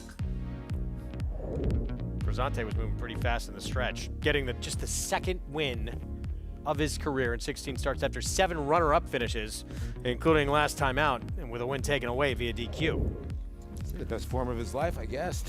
He ran very well. He ran better than it looks. Yeah. To make that wide run and do what he did in there, given the racetrack, he probably was 4 or 5 lengths the best in here. But I'm going to, you want to give credit to the winner. But I'm going to say the guy who really got his horse out before him here was Heeman Harkey with that heads-up aggressive ride. Tip of the cap to him. That's how you can make value, especially with a horse that's under odds there. You get a $28 exacta. Move on to race 7. And this race, 6 furlong sprint. Everybody for sale for $16,000 in this claiming group here. Fillies, mares 4 and up, who have never won 3 or have not won a race since February 22nd. And right now, like a Rolling Stone. Wow, taking a lot of money. Jamie Nesbarn with Ruben Silvera. We're going to take a timeout. Oaks Trail. This one, undefeated, putting that perfect record on the line in the Honeybee in Hot Springs for Brad Cox on Sunday. Stay with us. It's a domineering display by the ultra-talented McKenzie. McKenzie in a dominant performance. One to be able to get to a whole $1,200,000. Chancer McPatrick proves best. Chancer McPatrick wins the Champagne impressively. It is going to be all Scottish Lassie. She wins the Frisette easily.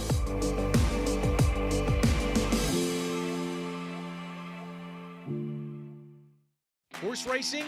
Check. Weekly promotions? Got them.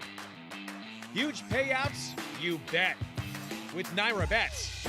Download the app today and bet on any track, anywhere, anytime with live HD horse races, betting tips and tutorials, expert picks, and more.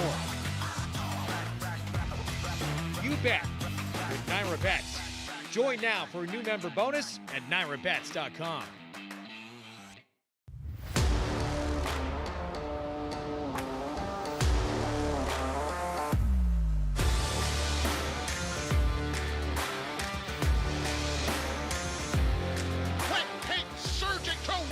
Coaching Club American Oaks. Forte to win the Breeders' Cup Juvenile. Eclipse champion Blame, standing at Claiborne Farm.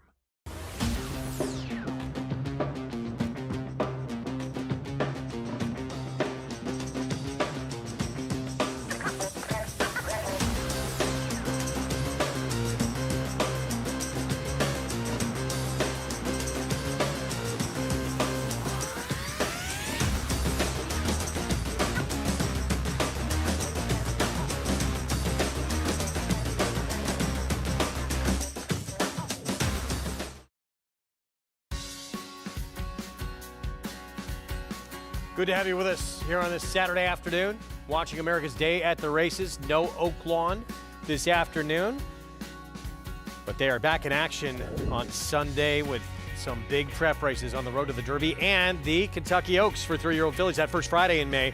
Grade 3 Honeybee prep for the Oaks, where the undefeated Muhima will make her 3-year-old debut for trainer Brad Cox.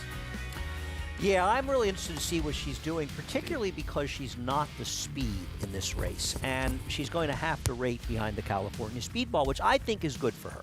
I think it's good to find out if she can take a little dirt and run her race, because in my opinion, even though Brad Cox lost, at least through the Kentucky Oaks, his champion from last year, she, along with the winner at last weekend at Fairgrounds, they're the best 2 of his horses coming into their 3-year-old years. They're fillies. Yeah, she's very talented, and she's just done everything that she's been asked, and we'll see what happens. She draws that one hole, cozy little spot, and I'm agreeing with Andy. I think maybe she'll just take a little dirt, and maybe she can get outside of that horse early, or, we'll see what happens, but she's the one to beat. And that horse you're talking about, that Speedball, that's a look forward for Michael McCarthy, who will be stretching out. Muhima, though, she's been very good, perfect to this point. Let's go to Maggie Wolfendale. Here with the star of the show for the Honeybee, that is Muhima, who's already well on her way to the Kentucky Oaks with a powerful win as a 2-year-old in the 9 furlong Demoiselle. She's actually going to cut back in distance for this race as she is making her first start now as a 3-year-old. And here at Brad Cox Barn, she shipped in from Payson Park a few days ago. She seems even bigger. She was a big 2-year-old. Now she's pushing 16.3, which is really, really big for a 3-year-old filly. But she is about as sweet as can be. Looks as though she's doing great into this race. And Brad Cox saying that while she has that rail draw, while she has speed, he would love to see her be able to rate, but they're not going to take anything away from her as she makes her first start back in the Honeybee. Looking forward to seeing, thank you, Maggie, what she does here in this 3-year-old return, because she has been extremely good. You felt even going into this race before, Immersive, his champion filly, 2-year-old filly, sidelined on the bench. You felt this one maybe better anyway? I think that Muhima and Good Cheer showed they were better than Immersive. I'm not taking anything away from her. She's a very nice horse, and she obviously had a very terrific year and is deserving a champion, as we saw among any of the champions. But I think that Good Cheer and Muhima are better horses, and I just think that she'll benefit Muhima here from rating a little bit and showing she doesn't need to lead to win. She beat a very, very good horse, Ballerina d'Oro, to win that Demoiselle, a horse who unfortunately spiked a fever and missed the Rachel Alexandra, but hopefully Chad Brown can get her back on the Kentucky Oaks Trail because she's a very, very good horse. Yeah, listen, I was talking to you guys yesterday. She's such a big filly, and Maggie just said it. I kind of with you maybe now being such a big filly that it maybe takes her engine to go a little bit, so it's even more impressive that she's got some early speed. Maybe she's going to even want to go a little bit distance and have a target in front of her. I mean, she's got some kind of engine. Going to be shortening up just a little bit for this 3-year-old return for the races. Meanwhile, Ken McPeak, he took both the Oaks and Derby winner through Hot Springs last year. Of course, it was sensational. See if he can do that again with Take Charge Milady as we go to Acacia and Mig. And we'll have the opportunity to see Take Charge Milady and Quiet Side rematch tomorrow, Richie, in the Honeybee. And it wasn't the easiest trip for Quiet Side, who really never really got a chance to have a straight run, whereas we were able to see Take Charge Milady make that big sweeping move on the outside to kick away. Yeah, no continuity whatsoever in Quiet Side's case, where Take Charge Milady, though, made a long, extended kind of run and kept finding. And I do think she was the best horse on the day, regardless of the trip. Not the trip you want on Quiet Side. I do think they would have been a little closer, but I think Take Charge Milady is just a horse that's been taking those incremental steps forward, getting a little better with every start. And that's one of the things that Kenny McPeak does extremely well, is get horses, builds them into a career instead of having them all cranked up to show their best right away. She was impressive pulling away to win that day. We talked about the trip for Quiet Side. It almost seemed like kind of making that early move into the turn. Ricardo Santana was aboard that day, intent on not losing his position, which in the end, the way the race played out might have cost her a little bit in order to have that continued kick. She broke just a step slow, got hustled up, and then tried to make that early run up inside of horses. I think it would have been a prudent tactic to wait. Give her a chance. Treat her like a good horse. She's already shown she's quality. Now, you and I were discussing, and potentially maybe she doesn't want to go quite that far, but it wasn't the trip you want. We'll get a chance to see them stack up again, but both of them, it seems, will have to get around that undefeated filly, Muhima, who looks pretty formidable in there, Greg. She does indeed. Thank you, Acacia. 7-5 favorite on morning line for that Honeybee on our Sunday coverage. We can't wait for it. We're back at Tampa right now, race 7, mile and 40 yards in this allowance optional claiming field, and it's outside Fiddle Like Coyote. 6-5 favorite off a dirt start. There was a win against Maiden Claiming Company, sprinting with a slow time. Doesn't he feel like the controlling speed here, Paulie, with the scratches moved into Big post scratches. 7? The 5 and the 6, I thought, were the other two horses in here, to be honest with you. The scratches of the 7, 8, and 9 were giant in here. Jason Beam the call. Here's race 7, Tampa. Yeah, the race is on. Feel Like Coyote set hard from the outside for early speed. Sting Music down toward the fence. And between them, Sesame Seed Bagel. But it's going to be Sting Music to win the race to that first turn. Cuts the corner just in front of Feel Like Coyote, who's now second. Sesame Seed Bagel third. The Grays just a length and a half off the top and tugging in between runners for Sammy Camacho. Sammy Camacho really having to grab a hold there of Sesame Seed Bagel. Conspiracy Fact is out 4, 3 lengths off the early pace. It's another length and a half to Holiday Fantasy, who's 5th. Right to that one's outside. Broadcaster is 6. Mr. McQuay's the early trailer. As Sting Music is the leader. Sting Music 3/4 of a length to the favorite Feet-Alike Coyote. It's on the outside, a stalking presence in second. 24-1 the opening quarter mile for Sting Music. Sting Music goes past the 4.5. That lead still about 3/4 of a length. To Feet-Alike Coyote, Conspiracy Fact, Sesame Seed Bagel. They're 3rd and 4th. Mr. McQuay, who was last, started to move up. He's 5th now, moving up on the far outside. Back to 6th is Holiday Fantasy. Broadcasters the trailer. 48-3 the opening half-mile time. Sting Music is under siege now. Feet-Alike Coyote right up on level terms. Conspiracy Fact 3 wide, 4 wide. Mr. McQuay coming after these early leaders. Sesame Seed Bagel is 5th and only 2 lengths off the top. Then comes Broadcaster and Holiday Fantasy. They're only 6 lengths front to back. As they come to the top of the stretch, Feet-Alike Coyote and Conspiracy Fact. These two 1-2. Down on the inside, Sting Music cuts the corner. Far outside, Mr. McQuay stalled out just a touch. Holiday Fantasy, Broadcaster both making up ground. They have a final 16th of a mile left to go. Conspiracy Fact and Feet-Alike Coyote between them. Broadcaster looking for a late seam. Feet-Alike Coyote, Conspiracy Fact, Broadcaster. Feet-Alike Coyote got it. Second was Conspiracy Fact. Third, Broadcaster. After that, Holiday Fantasy and Sting Music. Got to the lead early, then settled in second and rallies late to get this win. Feet-Alike Coyote. Yeah, they were in a full drive here, Andy, the 10 and the 6, and they were in the middle of the racetrack. 6 might have got her head in front, but no doubt the 10 battled back here. I love seeing the New York breds win wherever they go, and this horse, you were really a turf horse, was able to get it done. I thought the rider was a little bit too overconfident, to be honest with you. I thought he should have been more aggressive early. 10-6-4 in that 7th at Tampa. Up next, stakes action, Lightning City, and the reigning Eclipse Award winning trainer, there he is, collected his 5th award, Chad Brown. He's got a chance to add a stakes victory at Tampa with Risk Threshold Stakes Place, getting set for her 5-year-old debut coming up.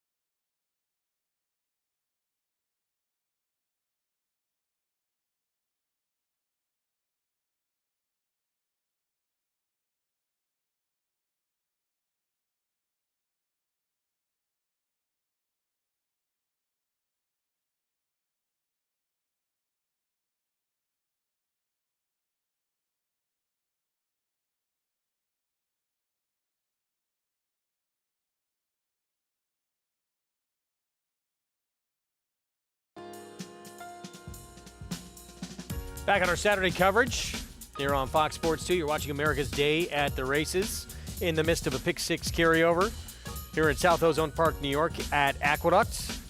And we're 7 minutes away from the 7th on the card. Condition $16,000 claiming group, fillies, mares 4 and up, and on the outside, Poseidon's Mist. Just claimed now Ilkay Cantermachi, current favorite outside. Yeah, now he's highly unlikely to be favored by post time. That'll belong to Gridlock, who's favored in every multi-race pool. Listen, I'm not going to say Poseidon's Mist can't win here because there's not a lot going on in this field after scratches. His loss in a 4-horse field, or her loss, I should say, was one of the most disgraceful beats I've seen all winter. And I just think Gridlock is supposed to go to the front under Jose Lezcano and dominate this race. Yeah, the Poseidon's Mist, when you lose a 3-length lead deep in stretch. 4-horse field. In a 4-horse field, like you said, yeah. And Manny Franco was aboard. Now, he is back aboard off the claim. And the horse actually was eased 2 starts back and has had the issue of closing the door. If you look, I mean, had the lead in September 2nd at Saratoga and then coughed up. The one time this horse, you can see on the form, won, it was a $25,000 claimer. So, 2-horse, Gridlock. You know, Gridlock last time was on a track where the rail was very good, was out in the middle of the racetrack, 3 to 5 wide, losing to significantly better horses. The one concern I have for Gridlock in this race we're showing at Keeneland, where she did get run down in the front end, and she was trained by Safi Joseph. And Safi Joseph seems to get horses to run surprisingly well, very frequently. So he's probably a tough guy to claim from. Having said that, I just think she was completely outclassed and against it from a trip last time. And in this spot, she's supposed to go to the front. Jose Lezcano is supposed to ride her like the best horse, ride her aggressively, take advantage of the racetrack, and never look back. 2-1 right now. Second off a short rest. So a little more time with the Linda Rice barn as we see Jose Lezcano, one of her main riders there, hopping in the irons. There's certainly a lot to like with this one. Yeah, and I think the other part about it is that I think a lot of people don't realize Linda's even better second off the bench, or second time in her barn. She's 20%. So, you know, even if she takes this horse off like a guy like Safi Joseph or like those high-profile trainers, she's really high-profile, and she can hit the reset button on these horses too. I think an argument can be made. She was 7-1 last time. That she actually ran well enough in her last race to beat this field. I think if she runs as well as she did last time, despite finishing 7th, she will win today. My Royal Vow, taking a little money. Lane Luzzy, Paul Barrow trains. I wish her the best of luck. She did draw the coveted rail. Gridlock, here's the favorite at 9-5. Yeah, and the horse to beat. We've been talking about it. Owned and trained by Linda. Like a Rolling Stone, Jamie Ness. Yeah, listen, second start in the Jamie Ness barn, comes from Laurel to Aqueduct. I would think this horse would make a good account of him or herself. Jimi Hendrix or the band for like Rolling Stone. I'll take the band. Just throw it out there. I'm with you. Dashing Della, Jose Gomez. Not impossible in here. She does have some speed if she's aggressively ridden. Myzaria rolling by. There she is at a Romero Mirage rides. Yeah, it's going to have to improve, although both wins of her career have been here at Aqueduct. And you guys mentioned big lead in the stretch with slow fractions and got run down. Here is Poseidon's Mist. But given who's in this field, she obviously has a chance, but she's the reason that I feel strongly about the 2. If she's her main competition, I think if the 2 shows up, she wins. With more on Gridlock, let's go to Sarah.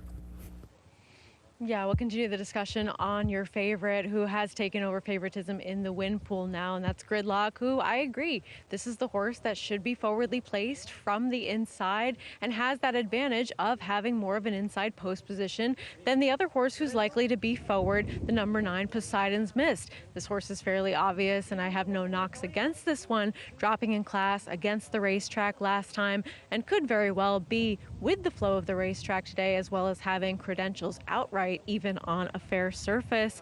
I did go for the number 9 Poseidon's Mist as my top pick prior to seeing how the track was playing for today, and I agree. Losing in a 4-horse field last time with an easy, comfortable lead as the favorite, it's not exactly going to inspire a lot of confidence coming into this one's next start. But at least for her, something is changing. She is going to a new barn, Ilkay Cantermachi, first off the claim, doing very well, and just overall winning at 20% over the last month since going out on his own.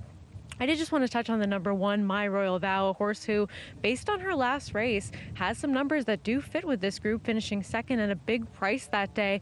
And I just wonder, with how we have seen the track play, if they could use that inside post position to their advantage. And for a horse at a price, maybe this is one to start including, because we did see in the last race, Scat to Tap showing more speed, take advantage of the inside. Maybe we could see a similar tactic with My Royal Vow, taking advantage of being on the best part of the racetrack. But the two main players in here, that's Gridlock and Poseidon's Mist. Yeah, 7-5, 2-1 respectively, the 2 and the 9. Do you give the 1 any chance? No. I mean, at least the horses run some decent races. I mean, 10-hole last time. Lane Leslie's been riding well. Paul Barrows, Barney. I think he's an underrated trainer, too. He's a very good trainer at Finger Lakes. On the other hand, he rarely wins in New York. Yeah. I think he only has 7 wins in New York in the last 5 years, and he's a good trainer. It's just hard to come here and compete in here. This horse has absolutely no speed. She does have the rail. In order for her to get the lead, everybody that has any speed would have to literally take their horses back, and Lane Leslie would have to go into full drive. Now, that's possible. You see some crazy things around here. But if Jose Lezcano breaks on the 2 and the 1 is in front of him, then, frankly, he should be ashamed of himself, because the 2 is clearly the speed. And listen, I don't care who you are. You need to pay attention to the racetrack around here. And there are riders here who are very good riders that don't do a good job of paying attention to bias around here. And especially in the winter, if you're not doing it, you're not doing your job. And there is a bias. And when you've got a horse like the 2 who is potentially the speed and draws inside and the best horse, and you don't ride it the way Jose Gomez did with the Dutrow horse, you're not doing your job. Now, maybe she gets left, maybe something happens. But if she breaks cleanly and Jose isn't in front, that just makes absolutely no sense to me. And you can't just imagine horses with don't have speed getting the front. I understand crazy things can happen. I understand Scat to Tat. The way Heeman Harkey outrode better riders than him in the last race, those things can happen in a bias, and they make it tricky to play. But you've got to assume a rider like Jose Lezcano, who in my opinion is one of the best riders in the country, has got to understand. And frankly, Linda Rice, if he didn't understand, should have told him in the paddock, because she should know too, because she's one of the sharpest trainers in the country. And they win so many races because they're well aware of these things. Yeah, 100%, yeah. So I don't see it. Now, anything can happen, but geez, the 1 isn't even remotely close fast enough to run with the 2. Doesn't mean it can't happen, but if somebody said, your life depends on it, there's no way the 2's not well in front of the 1. Yeah. Hard to see. I can't handicap hoping things that don't make sense on paper happen. You can do it if you want. You can play if you want like that, and you may win occasionally, but it's not the way I look at the game. 6-5, Gridlock. Meanwhile, 9-5. It's getting fairly close between these two. Poseidon's Mist not far off at 9-5. Second choice. I respect going to Ilkay's barn. I agree with Sarah that the trainer changed, that he's doing a great job. But I wish him the best of luck. He's a super guy. If I lose the 9, I tip my hat to a nice man who did a good job improving his horse. I'll tell you what. I picked the 4. And I get where I'm getting with Jamie Nessing time. He's my backup. The 5 at 9-1 is ridiculous, because that's the horse that's the second speed in here. And if he's able to just get out and at least there's a possibility that horse could be in front. That horse should not be I'd rather bet that horse at 10-1 than the 1 at 9-1. How's that? I'm with you. Dashing Dello, the 5. Jose Gomez aboard for Marcelo Arenas. 10-1 right now. Yeah, it looks like potentially the other speed in this spot, and then maybe the 9 as well, sitting behind those 2. But Gridlock, the favorite, 6-5. Can Jose Lezcano control up front? Set for the 7th. Chris Griffin, the call. Dashing Della. Mysaria.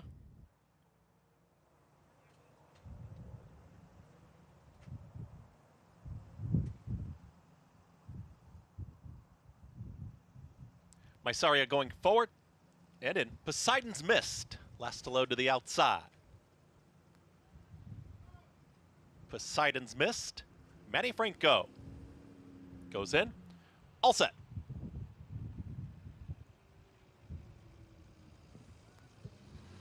And they're off. Gridlock is asked for early speed, but has plenty of company. Hard sent Poseidon's Mist. Dashing Della's in that early fray, and also Mysaria as they move quickly early. And now it's Gridlock at the rail, who does have the lead. His kicking away is up by a full length, but really had to work to get there. Gridlock is chased by Poseidon's Mist, who's in the 3 path in between horses Dashing Della, and they don't want to let the leader get away. And the front 3 are now 4.5 lengths in front. Of taken back was Mysaria. At the back of the pack is Like a Rolling Stone with My Royal Vow. They work into the far turn, 22.57 for that pumped up opening quarter mile. Gridlock trying to take them all the way has been on the engine. It's Gridlock who's in front, is up by a length and a half. Poseidon Smith is trying to keep up. Dashing Della from the back trying to rally on like a rolling stone is towards the inside, and there is My Royal Vow. They've got a lot of ground to make up as Gridlock is still free. It's Gridlock just sprinting away, and Gridlock is now 4-5 lengths in front. From the pack, here comes Like a Rolling Stone in a final furlong.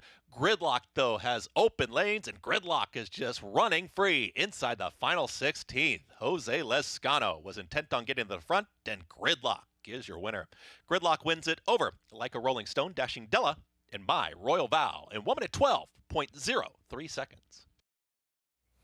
Gridlock, too good, too quick for this group. An easy win. Linda Rice, Jose Lezcano. And I know she's a big favorite, and she won like she was supposed to, but Jose Lezcano rode her exactly the way he came out firing.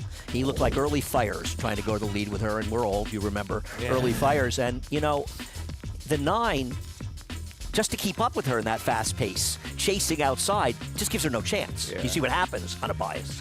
I told you guys, I played 2-4, and I told you guys, I said I wish I would have played it more because it was just setting up for the 4 to run second in this race. You know, just outfooted early. And on the rail. Yeah, on the rail. And then Ruben Severo did all he could. And the other horse that we thought would be right there was the 5. This is a horse, this is a trifecta you could have really buried. Paul, he took down half the tri-pool. Nice work. Good job. You could leave now. 2-4-5-1. No doubt about a win here from this gray. Linda Rice owns trains. Another productive Kentucky claim for Linda Rice, which she's had so much success with. 65 favorite, takes the 7th here in New York. Young rider that the coach has been given some big chances to. Tyler Bacon is making the most of those opportunities. More on him when we come back.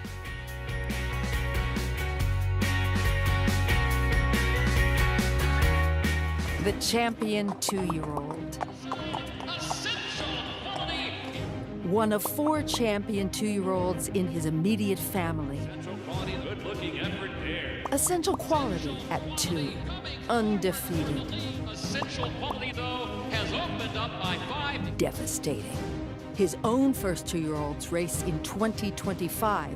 If they're anything like him and you've got a mare in foal, just imagine.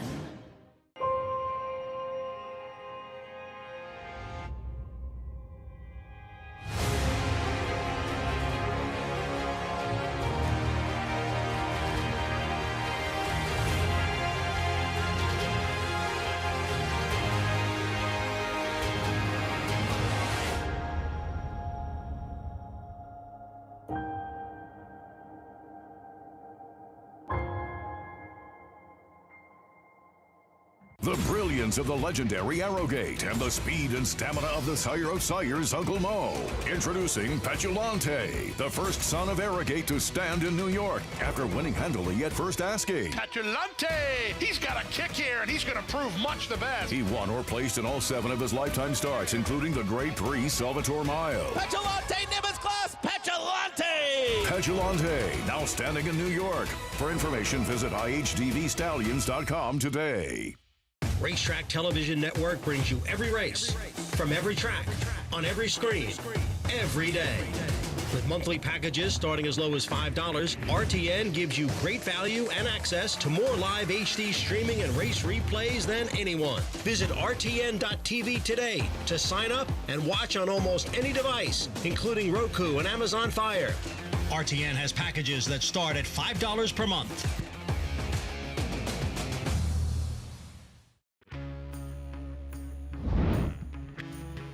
Welcome back to America's Day at the Races. Glad to have you with us as we see a live shot here at Oaklawn Park. As we'll take a look at the Rebel coming up tomorrow. A big field that we have to look forward to, as we've been discussing. 13 to go postward with Bullard scratching, but one that's a very intriguing runner is Innovator for the coach, Dwayne Lucas, to be ridden by 17-year-old apprentice Tyler Bacon, who's been riding here at Oaklawn for the first time. He's garnered the attention of Hall of Fame trainer Dwayne Lucas, who certainly has shown a great affection for talented young riders. For Tyler Bacon, it's been a true blessing, and for Wayne, it's been business as usual. I'm 17 years old and I've pretty much been around horses my whole life. I'm from Crow Agency, Montana. You know, when I was a little kid, I was riding little tiny ponies, and with my friends, we ride all over town. When I was like 4 or 5 years old, my dad, he took me out to the track with him and I got to see him ride. When I started getting older, like 14, 15, I started riding out of the gates for my uncle Cody, and that's when I really wanted to do it. As soon as I turned 16 years old, like not even a couple of days after I got my license at Columbus, Nebraska, after I worked my first horse, I rode races, so it was kind of an experience. People tell me a lot that I have a natural talent, and so that's awesome to hear. I rode my first one and I won it, and then ever since then, that's all I wanted to do. Riding with some of the top riders in the country, I think I've been learning a lot, and they've been helping me out a lot, like Christian Torres, Rafael Bejarano, Dwayne Lucas. He's been giving me the opportunities. The first time I went and worked the horse for Lucas, I was pretty nervous, I'm not gonna lie. Mr. Lucas taught me a lot ever since I've been riding for him. He's shown me stuff I could do better. If I win the race, he'll tell me how I could do better, and even if I win the race, he still tells me to keep my head up, and I'm doing good, so it means a lot. Some of my goals are just to get to the winner's circle over there and have fun out there and get home safe, you know, and try and ride as much horses as I can and keep riding as long as I can and stay fit and stay healthy, you know, because I want to be doing this as long as I can too.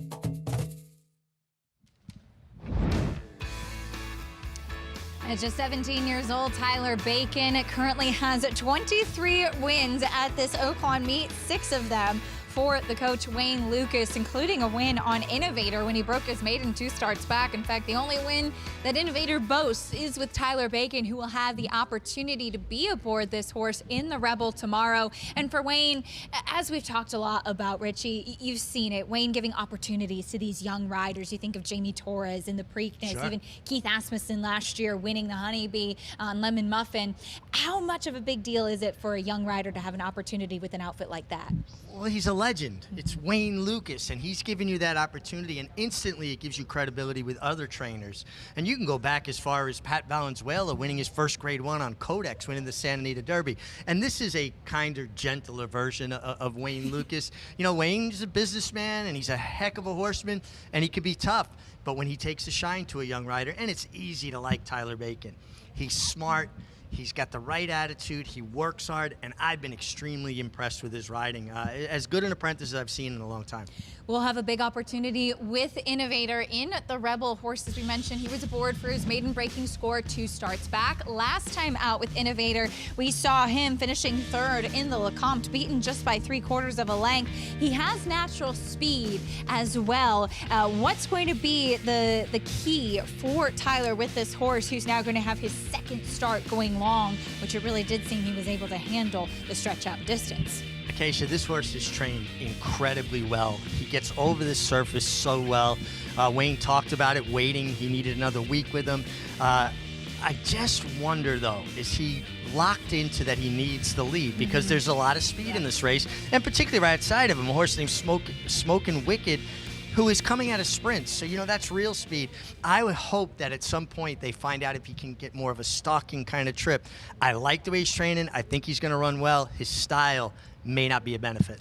For a young apprentice, though, a huge day and a huge opportunity riding in the Rebel for the one and only Wayne Lucas. I'm sure would be a very popular victory here at Oaklawn should he pull it off tomorrow, Greg. What we saw with Jamie Torres last year and got a classic victory, teaming up with the coach, and now Wayne Lucas giving this young man opportunities.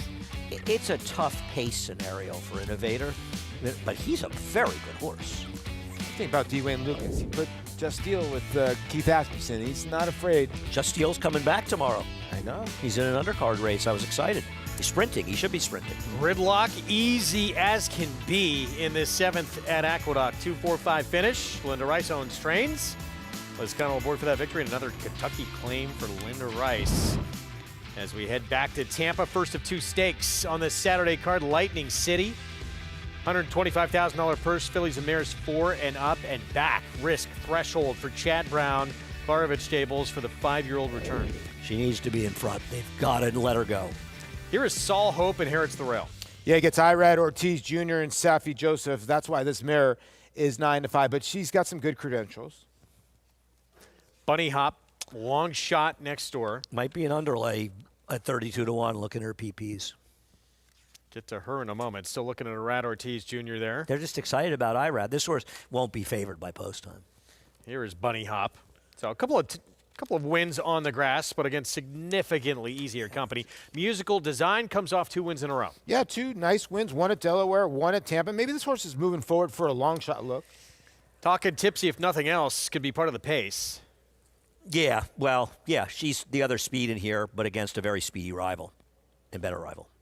Admiral Hopper coming off a win on synthetic where she's been a force. Yeah, she's been really quick and very good for the Safi Joseph barn. Now she's in the Justin Nixon barn. Here's Visby off since October. A cut below, but she's okay. She needs the race to collapse, though. 10-time winner with 17 runner-ups, Bahamian Moon. Yeah, an 8-year-old that really likes to run. Sarah Hess will be aboard. Cut back in distance for Great Venezuela. The problem is that one of her better races is on the synthetic. She's a forwardly placed horse. Getting a little overbet at 4-1, though. She's okay. Multiple winner on the grass here, Drumroll. Yeah, Drumroll wasn't that bad last time. The time before that didn't have a great break. Maybe this horse can turn it around at 17-1. Quickly went by risk threshold. Don't get in her way. Let her roll. And Beauty of the Sea, 9-1 here. Romero Mirage. No, Rajiv. Sorry, Rajiv. Yeah, Excuse Rajiv. me. And the Quickly 13, you forget. The 13 My does brain dry is in, at by the way. Aqueduct. Saratoga wasn't that Excuse me. long ago. No, it was not. Greg. We love you, Rajiv, and miss you. This horse is the overlay, right? Sarah Mia, yeah, quickly. We'll get back to that one. Also eligible draws in. If this AE beats you, it might be tougher than losing to Rich Strike in the Derby. 52 Maybe. Yeah, the 12 should not be 9-1 for Rajiv. All right, let's start with risk threshold, though. Speedster, who, yes, I mean, her best way to go, let her roll. Stakes placed. And I think we saw too back when Manny tried to rate her along in the lead that she's a horse that wants to run free and use her speed as a weapon. And this is the kind of horse I think the MIG would say, just let her do what she does. She's faster than these early, and she's got some talent. She was really fast when she went 45 in and 108.3. You're right. Maybe she wants to go faster. Her 2 races, she's went sub 46. She's won both of those races. And when you kind of like take the speed out of her, she hasn't. Although, off a little bit of a layoff. And Samuel Marin, I would think, would say, I think Chad probably told Samuel, let's go to the front. No bones about it. Let's just get there. And I don't think he's going to rate it. I'm with Andy. I think he's got to go. She's the fastest horse. And when you start not letting the fastest horse in a race do what they do best, whether male or female, that's when you get yourself in trouble. As a rider, you can't be blamed if you give the right ride to a horse and you lose. That's just the way it goes. It's horse racing. But I think if you let her go to the front and you let her control and she's fast, then if she loses, she loses. So be it, she wasn't good enough. But if you rate her and you let other guys in front and you have her be uncomfortable, then if you lose, you take the blame. And I think if Samuel Marin wants to continue to ride for Chad Brown, he needs to ride them the right way. And he's getting some opportunities here, which I think he deserves. But he's got to let her flaunt her stuff. 5-2 right now for this comeback effort. Now back to Beauty of the Sea. And Rajiv for Joe Orsino. What'd you guys like here? I think she's pretty good. I mean, I know she didn't run particularly well in her last start, but on the go-back, Paulie, she's got some pretty good races. Really good races, and at different racetracks: Colonial, Monmouth, Churchill Downs, and Gulfstream Park. She had a 4-race streak where she just ran dynamite from April to August last year. Now, she did have a couple hiccups, but Joey Orsino's very, very good, and he's a very good turf sprint trainer, about 15%. So I can understand there. And then the 9, Great Venezuela. I think that horse is the wild card horse. Whenever you win 6 out of 9 races, you got to have some quality. Soul Hope, though, the favorite, second back off a short rest for the 2. And maybe that's some Irad Ortiz Jr. money there, but certainly a horse with ability on this surface. Jason Beam, the call, the first of 2 stakes on the Saturday card, the Lightning City from Tampa. Here's Admiral Hopper, Visby, Beauty of the Sea, and Sarah Mia, the final few. We're just about set for a start here in Lightning City. It's part of our Turf Sprint Stakes today. The Turf Dash will be coming up in race 10. Waiting on Sarah Mia, Sonny Leo to the outside. Sonny with a winner on today's card already.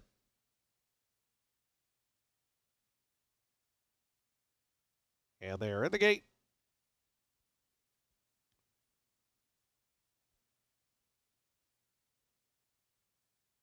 And the race is on in the Lightning City Stakes. Good start for Bohemian Moon, who sprints right out to the early advantage. Here's Talkin' Tipsy coming up between runners. Also right there in the early mix is Soul Hope, and out wide is Risk Threshold. Bohemian Moon now back fourth with Beauty of the Sea advancing. In between horses, there's an early bid from Admiral Hopper, who draws within 2.5 of Talkin' Tipsy up front. Great Venezuela is about seventh, about 4.5 off the pace. Then comes Musical Design. Visby's outside of that one. A length more back to Drumroll and Bunny Hop. And Sarah Mia is the early trailer. Talkin' Tipsy at a big price around that turn.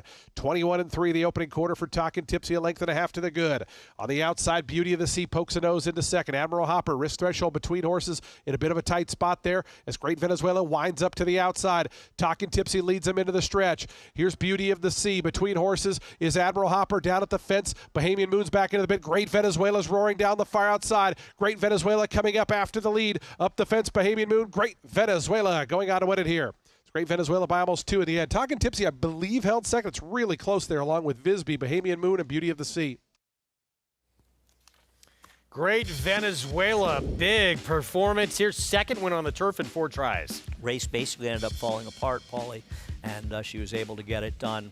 Samuel Marin is not taking advantage of opportunities when he rates horses like Risk Threshold. Yeah, he decided to take a hold, and then when he took a hold, there was a lot of domino effects. You could see the 2, and Irad Ortiz was having a ton of trouble with the 2. It looked like that he had position with her, and no. Great Venezuela, like I said right before the race, when you win 6 out of 9 races, you have to have some quality. This horse come roaring home and ended up going off at 2-1.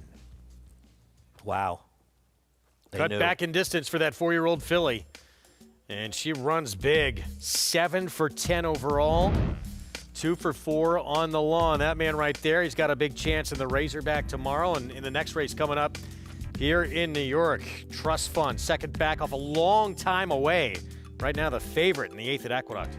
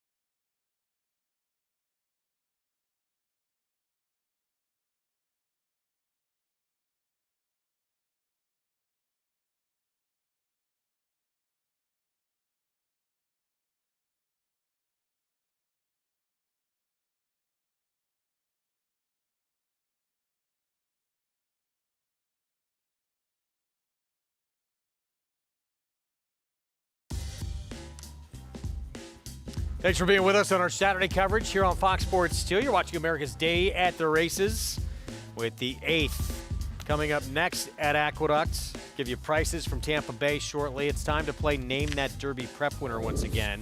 Secret Circle was our first. Time for some clues. Career record, any guesses? 12-time winner from 26 starts. 26 starts. That's older horse now because we don't see horses with 26 starts, Andy. Won the Rebel Arkansas Derby before being 12th in the Kentucky Derby. Okay, wait. Rebel and Arkansas Derby. Would have several big moments after that as a 4-year-old. Oaklawn handicap, Whitney, Woodward. Andy should know this by now. Take Charge Indy? No, it's the horse that guy trained, Holthus. That was Holthus that Fletcher got. Lawyer Ron. It's Lawyer Ron. It is Lawyer Ron, Lawyer winner. Ron, Well done, Andy Serling. Well done, Andy. At least one of us saved us from being a complete embarrassment after 2 of them. We're still a bit of an embarrassment. His Whitney, by the way, was one of the most incredible performances. 5 wide around the track the whole way, 146 and change, won by, I think, 4.5, 4 3/4 lengths. He was absolutely brilliant. 117 by Yeah, he tailed off a little after that. His win in the Woodward not as good. Then he ran to Curl in the Jockey Club Gold Cup and ran a good second to him before sort of falling apart. But his Whitney, man, was a sight to behold. Who trained? Was it Bob Holthus? 119 by Did Bob Holthus originally train this horse? Yeah, he did. Yeah, Right. and then he went to Todd, right? Yeah, and that Whitney was a breathtakingly good performance. He was very Was his sire just missed a Curlin? Was his sire in the Lang- Jockey Club Gold Was Cup? his sire Langford? Curlin beat him. Yeah, I think he was favored over Curlin. He was a son of Langford. Curlin That's right. was coming off of a loss. Yeah, he was 3-5. Curlin was coming off a loss any given Saturday in the Haskell, and then of course he just destroyed the field in the Breeders' Cup. Well done, guys. Don't give Paul any credit. I got it. No, Paul, you're a team. Paul, we're a team, but I'm going to steal all the credit for this one, Paul. Sorry. Eighth It's the way it coming goes. up. It's a tough game. 5 minutes away from this 8th. We're going to have the Why post is parade here in a Can I moment. ask you why the 7 is 9 to 5? Somebody with a big trust fund bet all their money in a hunch None bet? of the races are fast enough to compete. I mean, it would have to be a big step forward, wouldn't it? I pick him 5th. I'm not saying he can't win. Strange. And then you have a horse like the 3 who out of nowhere in career start number 18 runs an out-of-this-world outlier performance. When this horse won last time, I think I said on Twitter, I think this was the horse, I'm never betting against a Bill Morey horse off the claim again. Here is Waralo. Chris Englehart trains from the rail. No, I think that Ruben Silvera is going to have to send this one. He is the speed. He's my pick. Brajol with Lane Lizzie. A horse that's going to be coming from off the pace will have to stay to the rail with Lane, who's been riding well of late. Otherworldly performance last start from Barry Funny. Can he do it again? I don't know. If he does, he's going to win. I can't believe this horse has won 3 straight races. Golden Arm, 33 to 1. Yeah, a horse is coming in from Charlestown, 50 to 1 on the line. Melanie Giddings, Romero Mirage with Humstinger. It's a horse that can be forward, but he just doesn't look good enough. Lightly raced, little bit of upside, but a big price. Concord Spirit 2 back. That was a race that could put this one in the mix. Yeah, well, not a bad race, 2 back. And then last time, kind of just ran around the racetrack, but they ran fast that race, so not 23 to 1 is ridiculous actually on that horse. So Trust Fund gone from October 23 until January 26th of this year, and amazingly is the favorite right now. Yeah, I mean, listen, he did kind of bobble a little at the start, and the door sort of shut. He kind of had a little trouble early, but he got right to the rail and did no running.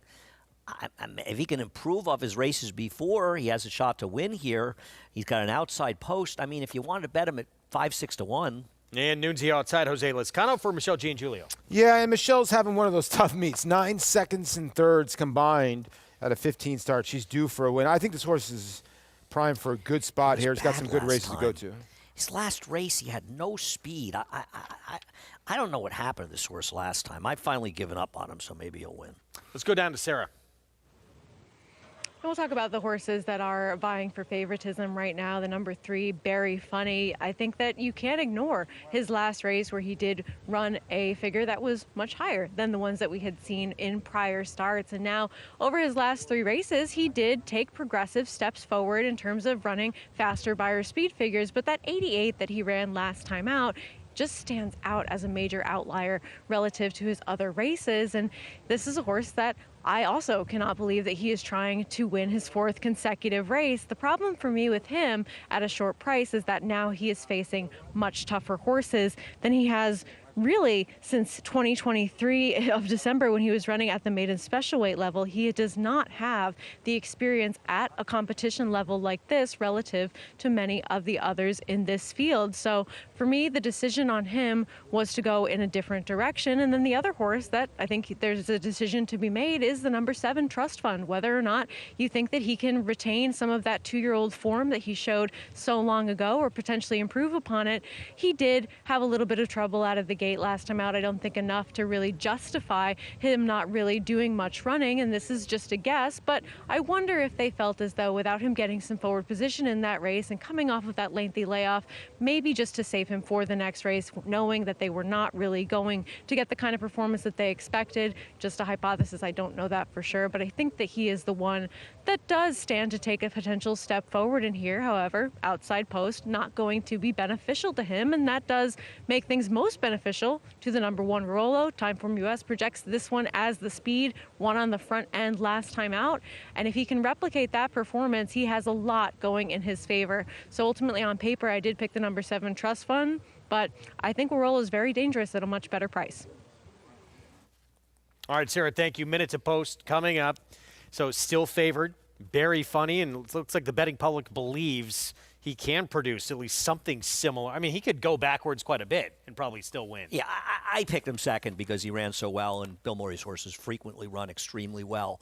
I can't back him that he's going to run it again, and I still think he's very funny, and maybe he turns back into a pumpkin at some point. He's the horse to beat. I like the 1 Morolo even on a fair racetrack because I thought he could be the speed. I thought he's got back races, Paulie, that are good enough. I didn't trust the 3. I don't trust Nunzio, who can win but ran badly in his last start, had no speed. Yeah. So I landed on him, and now with the track still playing the way it is, I think it moves him up a bit. I'm alive in the double. He's a good price. Sometimes I'm leery of horses that get run down in the lane, but you got to look at the body of work. The 1 has put foes away. I just think Forward Move ran him down last time. So Forward Move's pretty good. Yeah, he's a good horse. It was a long time off the bench. And Engelhard has terrible numbers in New York off of long layoffs like that. So he probably benefited from that start. That was part of my thinking. Yeah, this horse has got some good numbers to go to. I landed on the 8, Nunzio. I just think that horse is, I get it, maybe not fast enough to keep up early, but has enough tactical speed to maybe stay within striking distance. We'll see what happens. This one right here, that 7 horse, missed all of his 3-year-old campaign. So 2-year-old for him and some stakes races, but he'd need to get a lot faster to compete against these. Maybe he will. Second start back off a long time away. Maybe the money is meaningful. Maybe it means something. I'm with you, Greg. I didn't like this horse, but a lot of horses win that I don't like. Todd Pletcher trains. Manny Franco rides the 7 Trust Fund, but the favorite to 3, very funny off that monster performance back on January 19th. Let's go to Chris Griffin for the call. Here's the 8th from Aqueduct.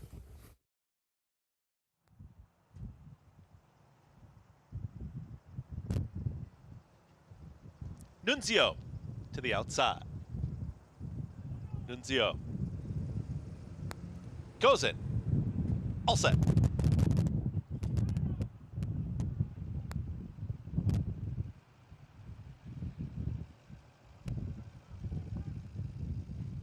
And they're off. Nunzio with speed and Golden Arm in between horses. Golden Arm's got plenty of company, though, and Humstinger towards the outside. It's a battle on for the front, and Waralo just had to steady, and also backing out of there was Concord Spirit. So they sort themselves out. Humstinger. Romero Mirage has put a nose in front of Golden Arm, who comes right back here for Katie Davis, and now puts a neck in front. In behind them, Waralo has always wanted to go, is in the 3rd position, is at the rail. Towards the outside of that one comes Trust Fund, who's in 4th, 22-4 for that opening quarter mile. Nunzio is in 5th, center of the racetrack with less than 4 furlongs to travel. Very Funny is towards the inside of that rival, now in 6th. Behind them comes Concord Spirit and the trailer, Brajol. The leader is a big number. Golden Arm is in front, is up by a half length. Humstinger's been there the entire journey. Nunzio with a 4-wide run and an eye-catching move here towards the outside from Nunzio, just past Trust Fund. Very Funny's going to follow that move as they reach the top of the stretch. Golden Arm is still there, but here comes Nunzio from off the pace, and Very Funny is well in the clear.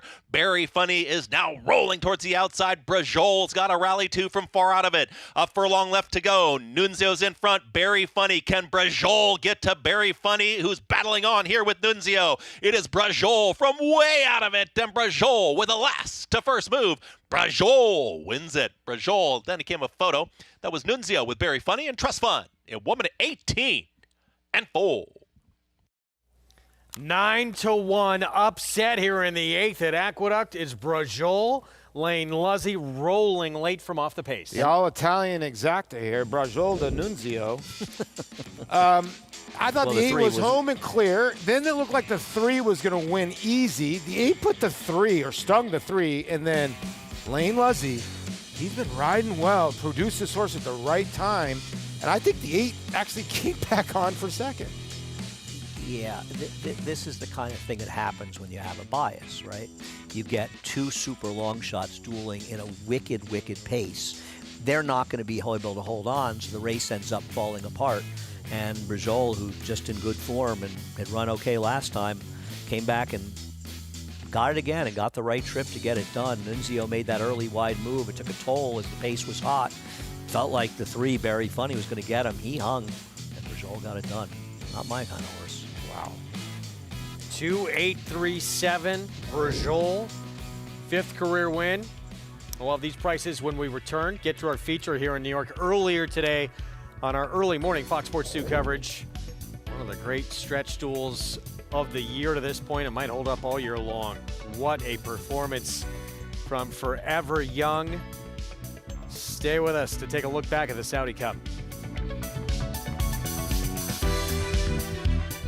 At the Keeneland September yearling sale, the premier thoroughbred auction venue in the world, Mandy Pope of Whisper Hill Farm signed the ticket on the $5 million sale topper by Curlin, bred by Stone Street Thoroughbred Holdings. He was one of $5 million plus yearlings by Curlin to sell. No fewer than 55 of his yearlings fell to the auction gavel, averaging nearly $600,000, making Curlin the #1 sire of yearlings in 2024. Curlin, the classic sire. Horse racing? Check. Weekly promotions? Got 'em. Huge payouts? You bet. With Naira Bets. Download the app today and bet on any track, anywhere, anytime with live HD horse races, betting tips and tutorials, expert picks, and more. You bet with Naira Bets. Join now for a new member bonus at NairaBets.com.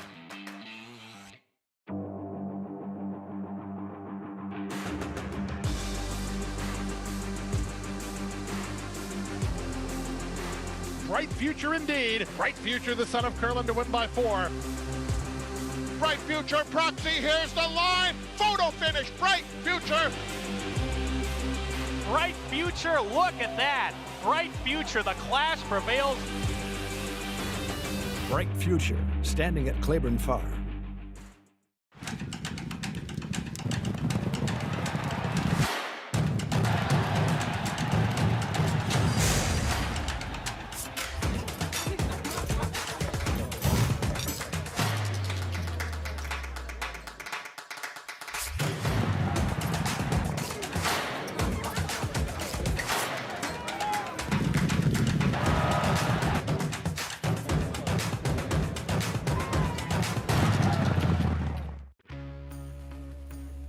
Back with you on our Saturday coverage, America's Day at the Races, and that's how Andy and I get to work.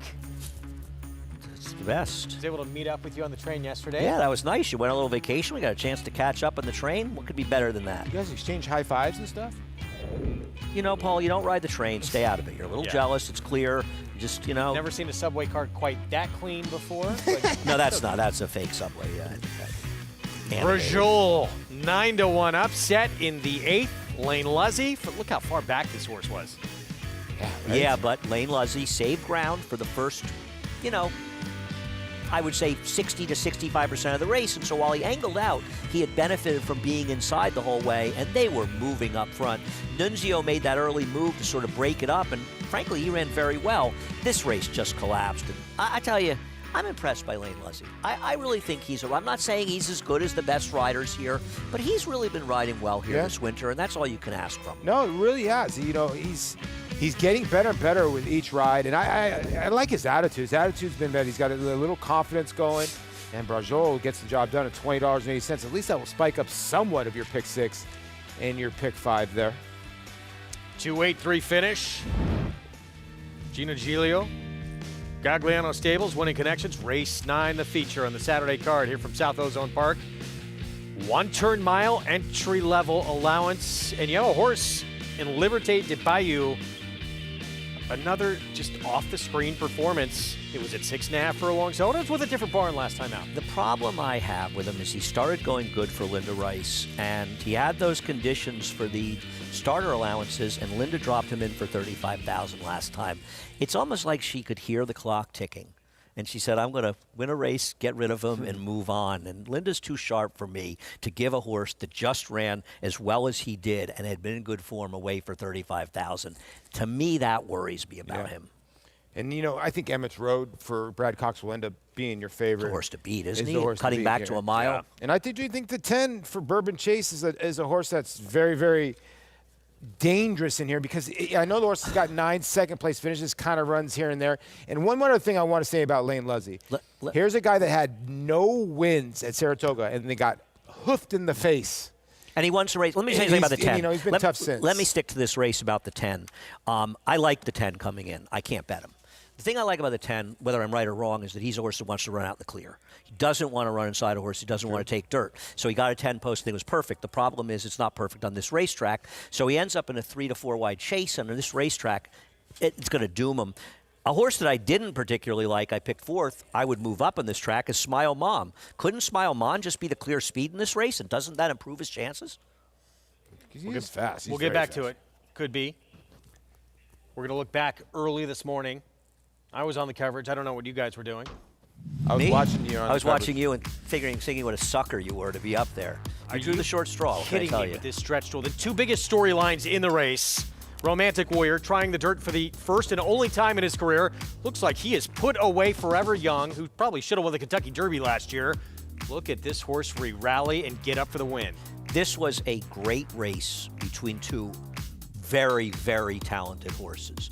And the fact that the runner-up was able to transfer his form to dirt is a huge feather in the cap for his hand. The one thing I'll say is you could second-guess the rider and the runner-up and ask yourself, when you had Forever Young pinned down on the inside, why would you drift over and let him come outside? You stay out in the middle of the track and don't let that horse get that good outside position, because when he switched leads moving outside is when he re-rallied to beat that horse. And I think if he kept him inside, he wins. Second-guessing, but probably cost him the race. There's so many things you can go to, but at the end of the day, those 2 horses were so much the best, it was ridiculous. And I'm really happy. Listen, Forever Young is a real deal, but I'm really happy for the 2nd-place horse. This horse is the richest horse ever to come out of Hong Kong. The richest horse in the history of the sport. In the history of the sport. And what he did on the dirt, he ran so huge, and he lost to a horse that could be undefeated, which is crazy. Well, he gained in defeat, didn't 100%. he? Oh, absolutely. Now, I don't care about the earnings myself, because these inflated, crazy purses. I mean, Country Grammar made almost $20 million. No knock on him. He is who he is. Yeah. What I would say, the best person, the smartest connections were Sierra Leone for not going, because he was never beating those 2 horses. These 2 were so good. He would have been 3rd. He was not winning this race. Forever Young, everywhere he has gone, every single start of his career, he has run an ace race. Yes. You're right. Just he incredible. could be undefeated. I mean, he ran. Everybody was so caught up for good reason talking about fierceness in the Breeders' Cup Classic. Nobody talked about Forever Young, who was right on top of the pace and still ran 3rd. He's never not run a top-class race. And look, but he was 3rd. That he probably should have won the Derby. He probably should have won. He was the best horse in the Derby, and everybody up here agrees, and we rarely agree. Incredible horse race, and hopefully we get to see a lot more of Forever Young later on in the year. We're going to take a timeout. We'll be back. What a ride it's been for this man here that we don't know a whole lot about, but we're learning fast about Lonnie Bryley with his star Cole battle. He'll be back in action in the Rebel tomorrow.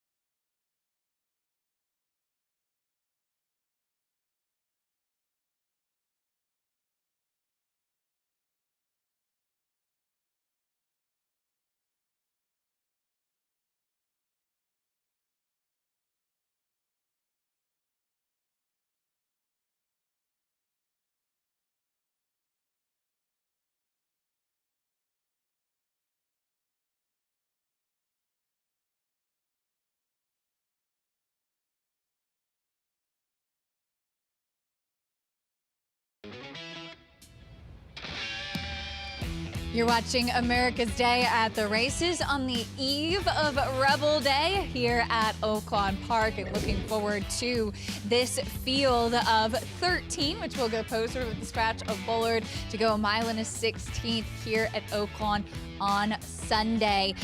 To the rail, 10-1 in the morning line is Cole Battle, who's undefeated on the dirt and will look to pick up the biggest win of his career thus far tomorrow for his trainer, Lonnie Bryley, who has been in the horse business all his life. Once a farm manager for one-time North America leading owner John Franks, Bryley handpicked 1998 champion 2-year-old Colt Answer Lively out of a crop of babies and kept him from being sold at auction. Lonnie now trains exclusively for one owner and has never had a Kentucky Derby hopeful until this year when he picked out Cole Battle at the Texas sale. Yeah, I'm 72 years old. My daddy was in the oil field, but my cousins and uncles and all them was in the horse business. Went training, I guess, around 1991. You know, I had a few of the lower end horses and stuff, and you're always trying to upgrade and look for a good one. And about 11 years ago, I met Robbie Norman. I was actually at a training center, and him and his brother, Mark Norman, was going through the barns and meeting all the trainers, and then they came back to my barn and decided to send me a couple of horses, and that's where it started. You just like attention. I was at the Texas sale, and I had 3 horses on my short list, and he was one of them. You know, I liked him, and, you know, so I called Robbie, and I told him, hip number so-and-so, this was the one we liked. He ended up buying him.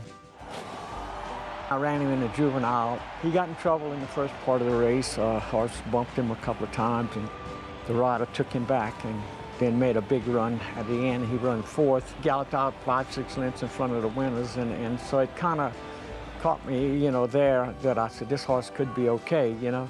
I went to Delta Downs and ran him in Jana feet, and he won that pretty handily. And then we went to Oklahoma for the springboard mile, and he was like 5 lengths out of it at the quarter pole, and he come running and won that. Picked up 10 points and winning that, and the Smarty Jones picked up 10 points winning that. You know, then you start thinking, you know, Robbie, my owner, he's excited, him and his family, and it's their first experience to maybe go to the Derby. And I've never thought about going to the Derby, and I never thought I'd have that kind of horse, and I still don't know. The horses are happy, we happy, and hopefully everything works out.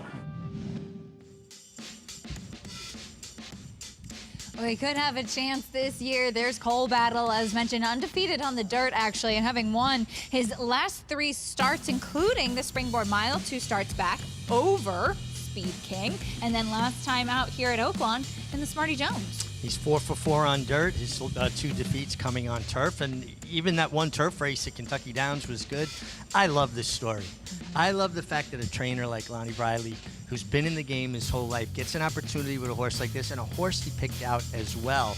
And for people that don't know, John Franks was leading owner in the country many years, and he worked for him. Obviously a tremendous horseman, and there are so many good horsemen and women that just don't get the opportunity to show their abilities, and to have him have this horse, Cole Battle. And I'm looking at like the best horses he's trained. Cole Battle is already double the earnings of his next nearest best horse that he's trained. So I think this is just a terrific story. He gets a great draw for a horse that's versatile.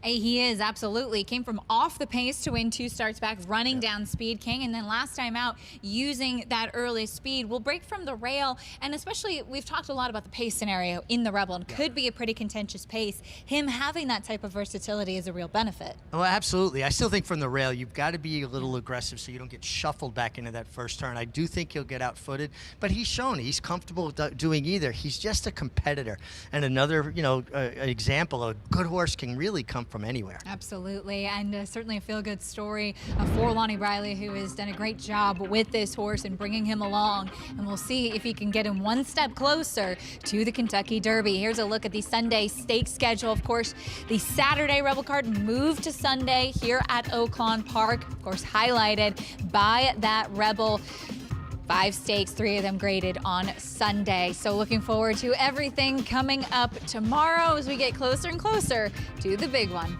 Greg? Thanks, you too. Yeah, it's going to be a very fun Sunday card with those 2 major preps on the road to the Oaks and Derby, and not to mention Razorback, very big race, some of those other stakes. We're going to have a loaded Sunday card. I agree. They've canceled, unfortunately, or postponed the card to Sunday. That means something to look forward to on Sunday. I won't be here. You can look forward to that as well. Yeah, I think the Razorbacks, they're all good betting races. The Razorbacks are a really good betting race. So you're going to have your handicapping shoes on. I think that late pick 5 at Oaklawn tomorrow is going to pay a ton if they actually run. And Andy, they're going to run. They're going to run. Don't say that.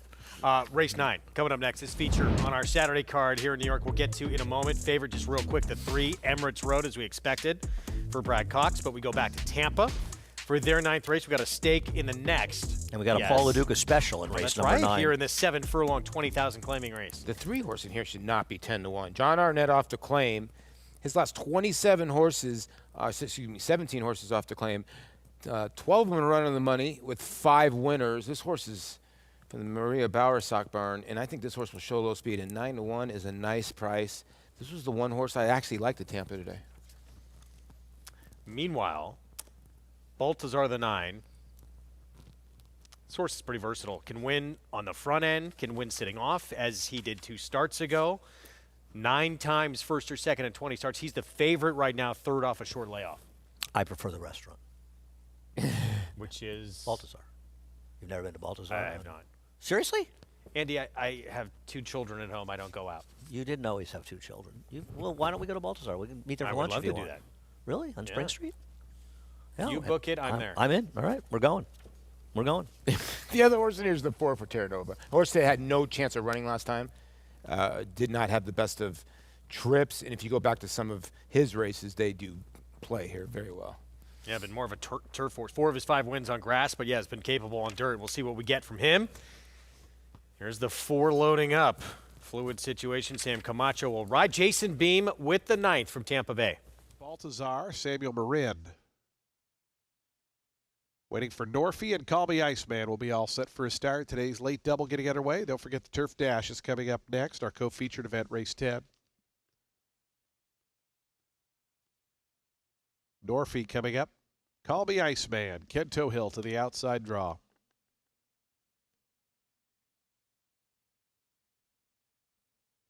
Call Me Iceman goes in. They're in the gate. And the race is on. Good start toward the inside. Songrunner was out quickly. Painted Warrior sent through down along the fence. Capture the time. And Call Me Iceman out wide. Part of the early vanguard. It's Capture the Time just in front. Down on the inside, Painted Warrior. Songrunner is right there. Call Me Iceman in that second flight, as is Fluid Situation in the teal and white colors, who's racing 5th, only 2 off the top. Then comes a lineup of 5 at the back. Baltazar out wide, advancing with Batik King. Norfie's back 8th. Slim Slow Slider and San Constantino the trailer, but only about 6.5 lengths cover, the 10 of them, as they run through that first quarter mile. Half mile left to go after a 22-1 opening quarter mile. Painted Warrior Capture the Time. Those 2 doing battle into the far turn, a length in front of Call Me Iceman, who continues perched out 3 deep in that 3rd position. Fluid Situation's 4th. Baltazar's marching forward from 5th. Slim Slow Slider catches the eyes in the lime green colors on the outside. He's trying to gain his Capture the Time. Baltazar with a big 4-wide sweep coming after him at the top of the stretch. Length more to Call Me Iceman, then Slim Slow Slider, Fluid Situation, and Batik King trying to wind it up. Into the stretch they come. Capture the Time. Turned away Baltazar thus far. Back in front by almost 2 to Baltazar in second. Down the outside, Slim Slow Slider. It's Capture the Time and Hector Diaz Jr. by the 16th pole. The lead is out to 3. Baltazar going to try to hold second, but Capture the Time. A winner here at 6-1. Got it by 3.5 in the end. Baltazar was second. Third was close. I think it might have been Fluid Situation holding off Slim Slow Slider.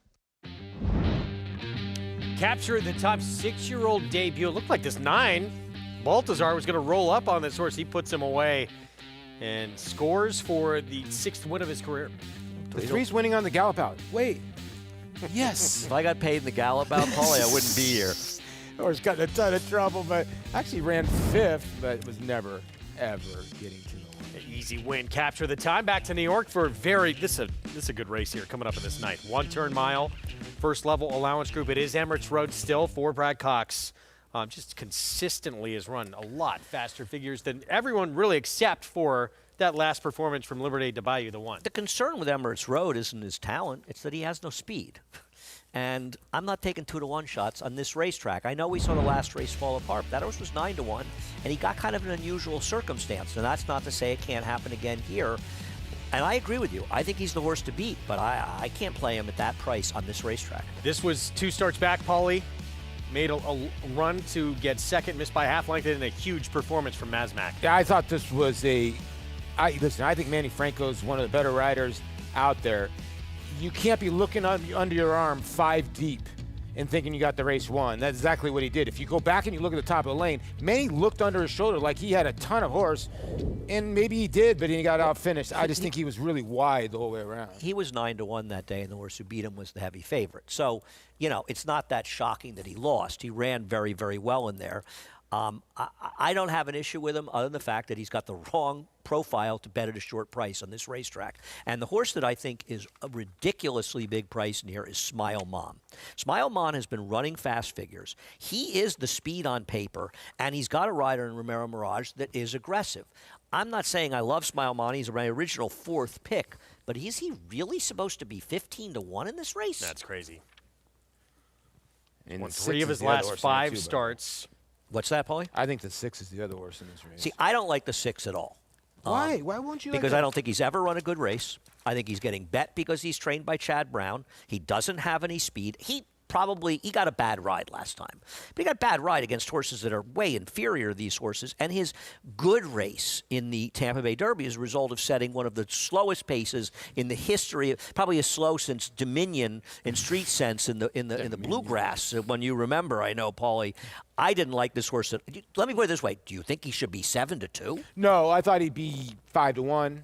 Okay. Somewhere in that area. There's certainly a lot of upside, though, with him, isn't there? Yeah, but I don't need 7-2 on upside on a goofy, biased racetrack. Here's the one who ran that monster figure last start, Liberty to Bayou. He's with a new barn now.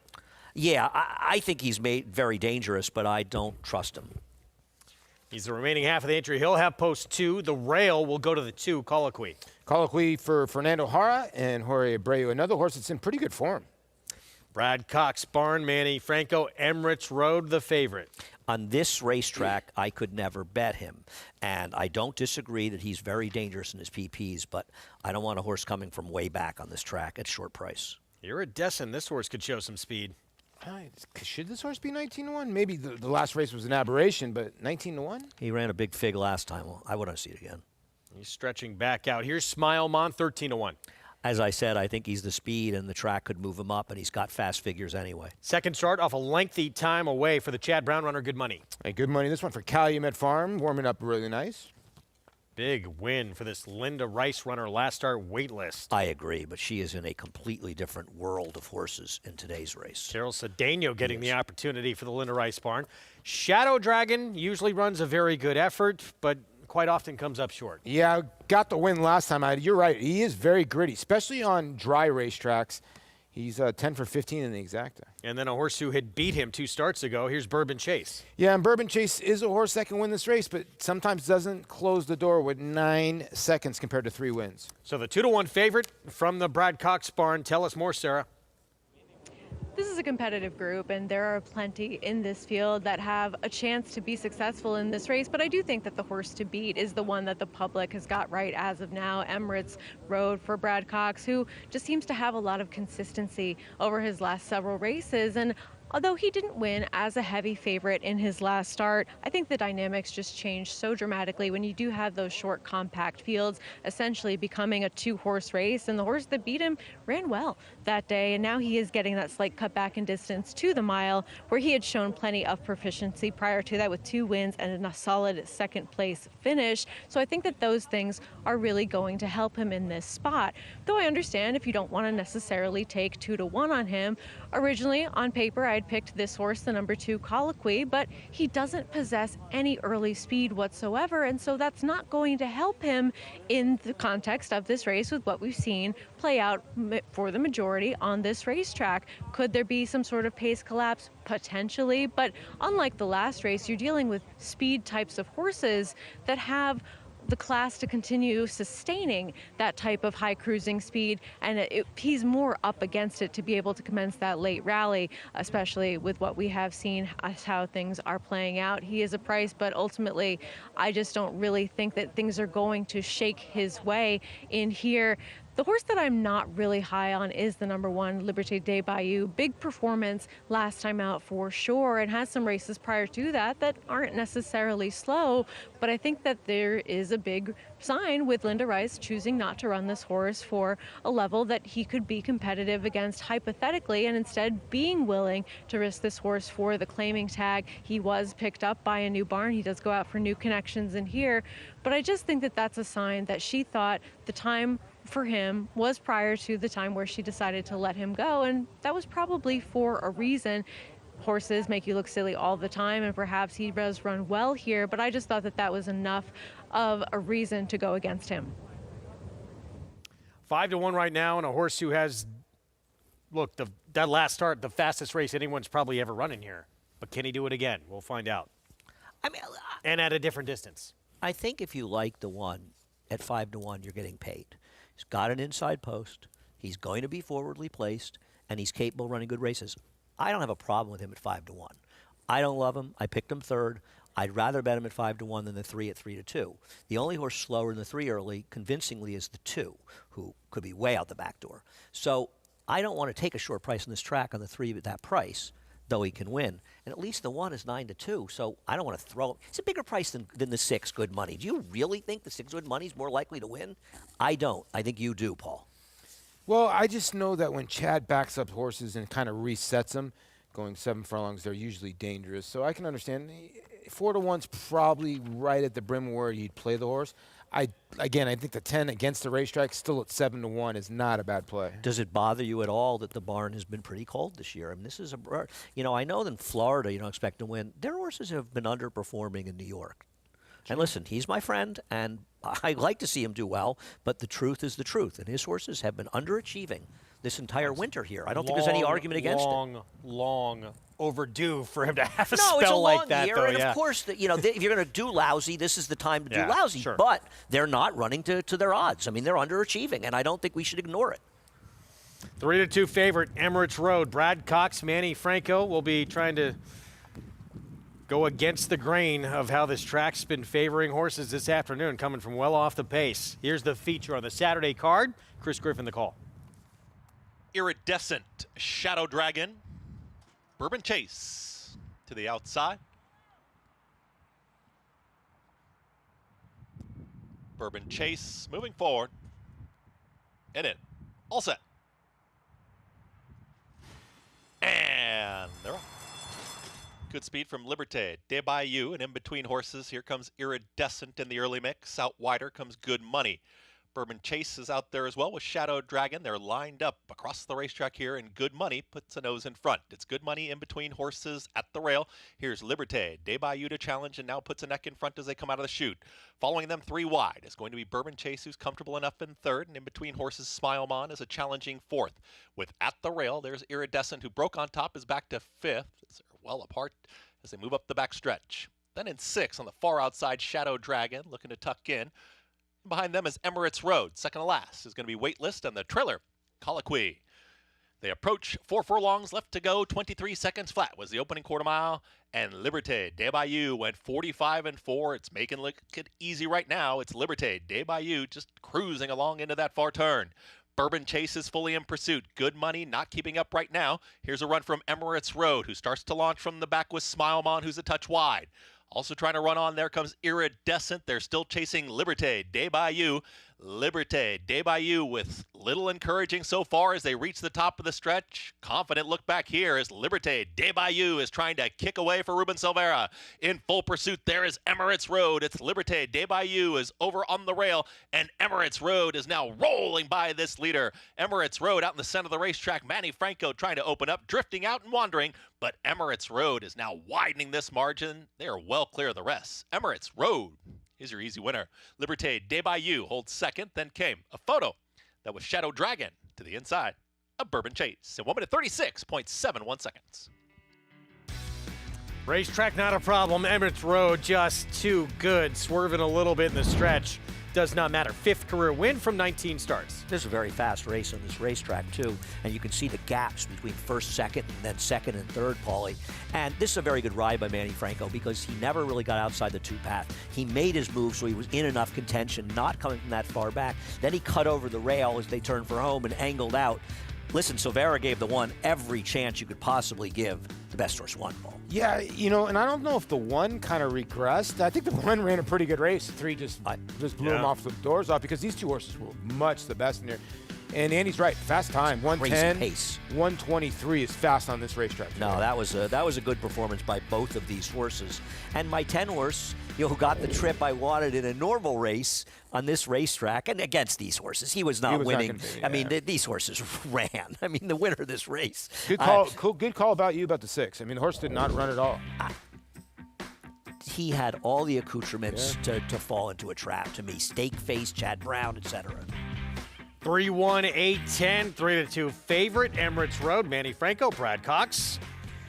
Easy winner here in the Saturday feature. We'll be back with more right after this.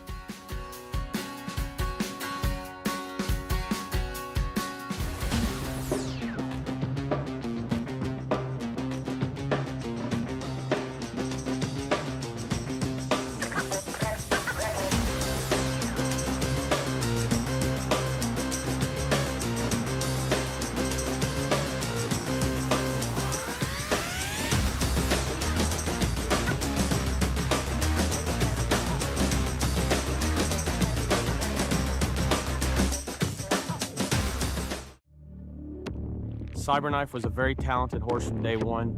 A very gifted, fast horse, a lot of speed, able to carry it around 2 turns. Looks a tremendous amount like Gun Runner, same ability and talent, beautiful physical, outworked every horse on the board. Holds the track record in the Haskell.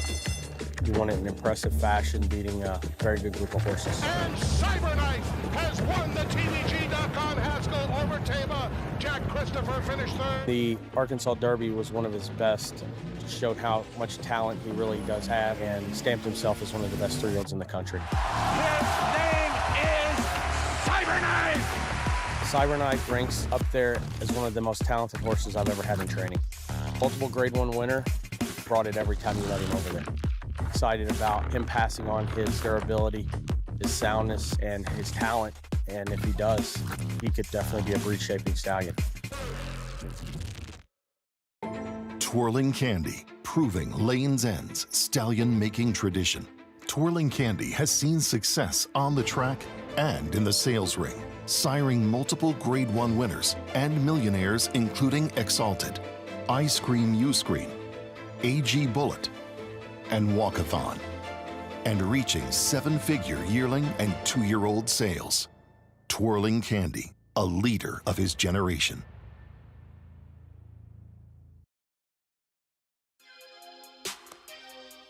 Back with you on America's Day at the Races, program brought to you in part by Hill & Dale at Alapa.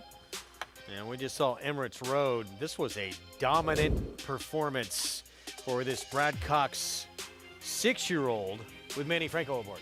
And not an easy horse to ride under the circumstances. And Manny made all the right moves with him. Liberty Bayou, I know he took advantage of a racetrack, but that was a wicked fast pace. And this, Paulie, this was a fast race. Yeah, I think it's going to be a fast race. This is a horse that, most of the time's been on turf and synthetic, but dirt has been his home, and I think he's found his home at a flat mile or 7 furlongs, too. Here's how we close out the card on this Saturday afternoon here in New York. 6-furlong sprint. New York breds trying to get that first win of their career in this maiden special weight, and no question, sassy shenanigans. Mike Maker, the one to beat, but a long time away, was second to Carmen's Candy Jar in the debut, a Todd Pletcher horse back in June of last year.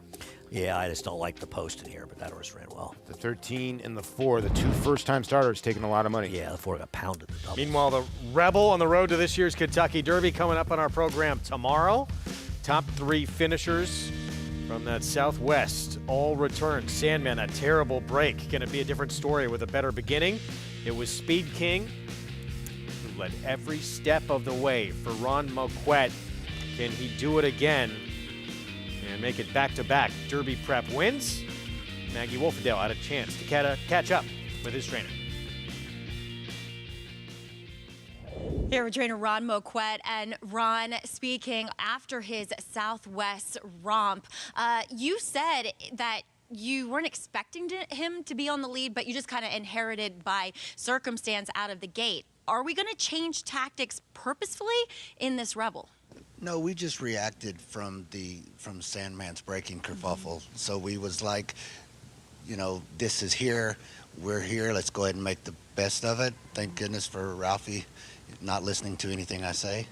So what I'm going to do is I'm going to give him a long list of instructions, and then afterwards I'm going to understand that the gate's open and he'll have to adjust. Those plans go straight out the window. Exactly. Ron, also, I thought, you know, his performance was really exceptional for the fact that he actually put separation between himself and the rest of the field, and the horses that finished behind him were closing from far off of it. So I know this guy only has 3 races under his belt. How much mental maturity has he shown you throughout his campaign so far? He's been a pro. Those kind of horses make us look good. He's come out, you know, he walked in carrying his lunchbox and hard hat and ready to do, you know, fifth grade arithmetic. I mean, he's smarter than I am, and he's helped me out a lot. What do you say to those people that say, well, he's not a classic distance horse because of his pedigree being a volatile out of a Corinthian mare? Why can he be classic distance horse? Well, I mean, truth of the matter is no one knows. I've had some horses that was by Belmont winners out of, you know, out of long lineage of route mares that weren't classic horses. The fact of the matter is, I remember in 2004 hearing the same thing about Smarty Jones. Well, what's this elusive quality? He's not a classic horse. He'll be a fun little miler. And only a ridiculous ride kept him from being a Triple Crown winner. So I think at the end of the day, to borrow something from Mr. Lucas, is we all have opinions and the horses have the facts. Be fun to see if he can continue this run. Stretched out, looks sensational. And we'll see if he could do it potentially with, you know, having to use different tactics, because there's some quicker horses, it looks like, in this race tomorrow. Yeah, there is. And, like, I think Ron hit the nail on the head. You just never know till they run the distance. I think pedigree, obviously, you look at the pedigree and you try to project, will the horse get the distance? Will the horse be a Derby distance type horse? But he already won at this distance in mile and 16th. We just got to know now, is he good enough to win this race by maybe rating or not? And like Ron said, you just never know. It could be the fastest horse. It's not the best horse with the pedigree. It's the fastest horse that gets to the 1.25 miles of the Derby. And I think getting overly concerned about the distance gets trainers in trouble and people in trouble. None of these horses really want to go 1.25 miles in the Derby, but if you get the best horse in the right situation, you can win. So you get overly caught up in worrying about distance. This horse ran very, very well last time, and if he can use his outside post to get good position and rate successfully, he has a real chance to be effective in this Rebel. And sometimes when you breed like a Belmont winner over a Belmont winner, you end up getting a steeplechase horse. Well, don't knock the steeplechase. I'm But you're just right. saying People, that you're right. All you that end up nonsense every year. He's the Belmont horse. 100%. The Belmont horse never wins the Belmont, ever, ever. True. See what we get from Speed King tomorrow. Meanwhile, this man, he had the magic touch last year. Oaks and Derby double. Does he have another 3-year-old star on the horizon? Stay with us.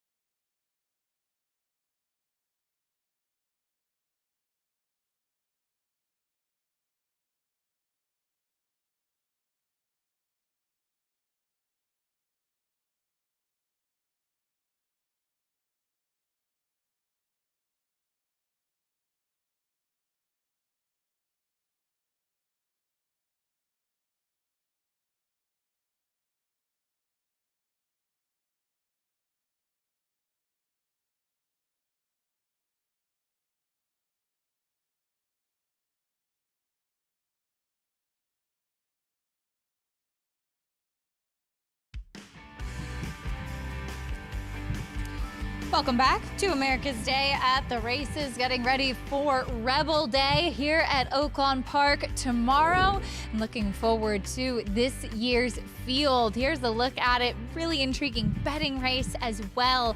And a new face coming in who's 10-1 in the morning line, the number 4 Hypnus for trainer Kenny McPeak, who, as Greg mentioned, has had just an unbelievable year, especially in 2024, and now looking, it seems like, carrying that over into 2025 as well. This is a horse who won first time out on a wet track at the fairgrounds, Richie, and Kenny's saying he's arguably the best bred horse in this race by Into Mischief out of Grade 1 winner Dream Tree. But it's a tall order stepping right up into this caliber in just his second start. Yeah, I mean, it's a lot to ask off a maiden race to go right into a Grade 2, but I like the fact that he rallied from off the pace. His damn Dream Tree, like you said, Grade 1 winner, won her first 5 starts, so there's a lot of precocity there.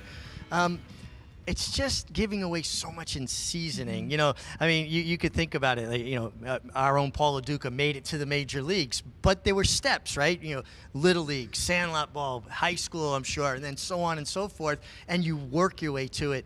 Obviously, he ran well first time. He got a good figure. He's extremely well bred, but this is a big ask. Is a big ask and a big field as well with some traffic. We saw how traffic could play out in the Southwest last time out. A lot can happen. And so sometimes horses with not as much experience, it can be a tall order facing winners for the first time, regardless of the class level that they're going into. Well, it's one of the hardest things a horse can do, right? Going from a maiden victory to taking on winners. Now, obviously, he's already won around 2 turns. That's great. It was on a sloppy track. Let's see him do it on a fast track. But you also get your Derby-winning rider and your Derby-winning trainer from last year. So I guess they kind of have a handle on the kind of horse it might take to be competitive here. And that Derby winner, Mystic Dan, who really, I think, cut his teeth here at Oaklawn Park last winter, prepping here, going on to that Kentucky Derby. So Richie, Maggie Wolfendale, and I will be here tomorrow. Greg, looking forward to covering all of the stakes action, the whole card here at Oaklawn Park. Should be a great day. We can't wait for it. We're excited. It's going to be a tremendous Sunday afternoon as we get set for race 10 out at Tampa. More stakes action. This Turf Dash, 5 furlongs, sprinting on the lawn. Right now, the favorite, Our Shot, John Terranova. We talked about several hours ago when we began this program. 6-year-old debut coming up for the John Terranova barn. He's a very good horse, and Paulie, I like you, I think he's the worst to beat, but I think that the 2 is dangerous with the speed. I think we both think Reef Runner, the 6, is extremely dangerous, as is the 11, is a Vunga Vunga. Is a Vunga Vunga, yeah. Super Quest could be the speed of the speed. You make a good point there with the 2. Our Shot is a very good horse, and like he's going to have to run back to one of those efforts. Like you said at the beginning of the show, I think when John Terranova shipped this horse in for the Turf Dash, he didn't think this was going to be this tough of a field. This is a salty group of horses. Yeah, he's a really good horse. I'm not knocking him. He's really good. And he got really good at the end of his 5-year-old year, but he's coming back in a very tough spot. This is a fun race. A real war. And meanwhile, the one that's impossible to pronounce is a Vungu Vungu, coming out of the Breeders' Cup Turf Sprint in just his second states starting. Won his debut at Colonial Stake, the Dahas. And then, even though he was 7th in that race, 37-1, had some trouble, was not beat by all that much. Well, the fact that he got left in that race and ran up to a 21-1 pace. He didn't just have some trouble. He was right on top of a wicked pace, which didn't Cogburn. So that's how strong the pace was. He ran well that day. I thought Cogburn was the lock of all locks. The lock many did. Did you know, I bet going into that race, that horses that made their last start at Kentucky Downs were 0 for 140-something in the Breeders' Cup? But what I would say about that, to be fair, is Cogburn didn't run his race. And Cogburn had much better credentials than the vast majority of horses that win at Kentucky Downs. Kentucky Downs, a friend of mine compared it to the Claw. You know, that game where you put the money in, you have the claw, and it looks so easy, and you can grab the prizes, and you never come away with anything. Kentucky Downs, all that money, it looks so much fun, and it's just a complete crapshoot. And to me, if I were a trainer, I'd be sending my sort of fair horses there and take a shot, because a lot of good horses have underachieved there. And while Cogburn won there, he was an unusual horse, Kentucky Downs. I know a lot's been made of that, but I wonder how many of those Kentucky Downs horses came in with credentials even close to Cogburn's. Fair point. His Jiper was unreal. One of the best turf sprint performances we've ever seen in this country. No question. You saw that final time, my jaw just dropped. Yeah, something went wrong with him. People blamed Irad. BS. He didn't. Something went wrong with him. They said he went too fast. The track wasn't. He's used to going fast. He's gone fast and kept. Yeah, I'm with you guys. Turf. The best turf sprinters can go fast and keep on rolling for 5 furlongs. He just didn't run his race. I'm betting Reef Runner. I bet the 6 Reef Runner. Who was the horse you liked? American Monarch a little bit? I threw him in the exacta. I bet Reef Runner. You liked him, Greg, the 9? Little bit. I thought he was one of the contenders. And you look, Super Quest, too, another horse. He's going to have the inside post. He's had some big efforts. He just got beat by our shot. That was not a good effort last start, but we'll see if he can rebound off the bench in the rematch. Favorite, John Terranova's our shot with a Rat Ortiz Jr. the 8. We're set for this turf dash from Tampa Bay. Jason Beam, the call. Reef Runner coming up. And Izzy Vunga Vunga. Samuel Marin to the outside draw. Izzy Vunga Vunga goes in. They're at the gate.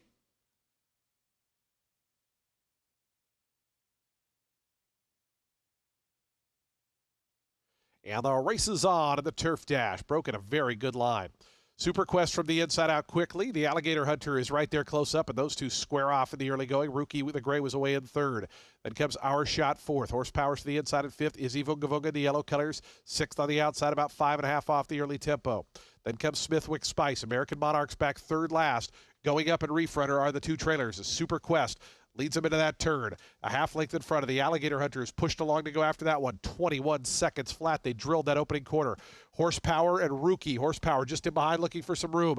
The 2 favorites, Our Shot, and on the outside, Izzy Vunga Vunga. They're starting to make up ground 4 and 5 wide respectively as they come to the top of the stretch. Super Quest just in front of Rookie. Horsepower trying to work toward the outside. Izzy Vunga Vunga and Our Shot. A final furlong left to go. Rookie has taken over the lead. Izzy Vunga Vunga down the outside along with Horsepower. It's Rookie just in front. Rookie with 50 yards left to go. It's Rookie to win the turf dash. Rookie a 20-1 upset winner. Second ended up close between Horsepower and Izzy Vunga Vunga.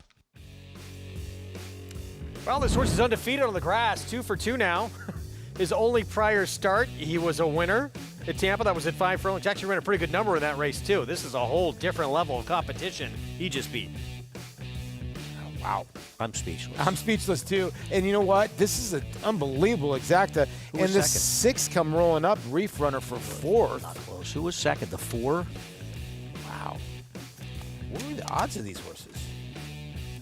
Shocking. Well, the 4 did have Rajiv Mirage, so that's why he ran as well as well he done, Rajiv. This horse was 30-1 on the line, goes off at 20-1, Greg. That was unexpected. Wow. Rookie. The 4 was only 9-2? No. Oh, no, they're showing the names of the Aqueduct horses. And by the way, it was 8 years for me to get to the Major League, so I was a rookie in 2001. Greg. Horsepower, the 4 was 26-1. Your winner was 20-1. Wow. Back to New York.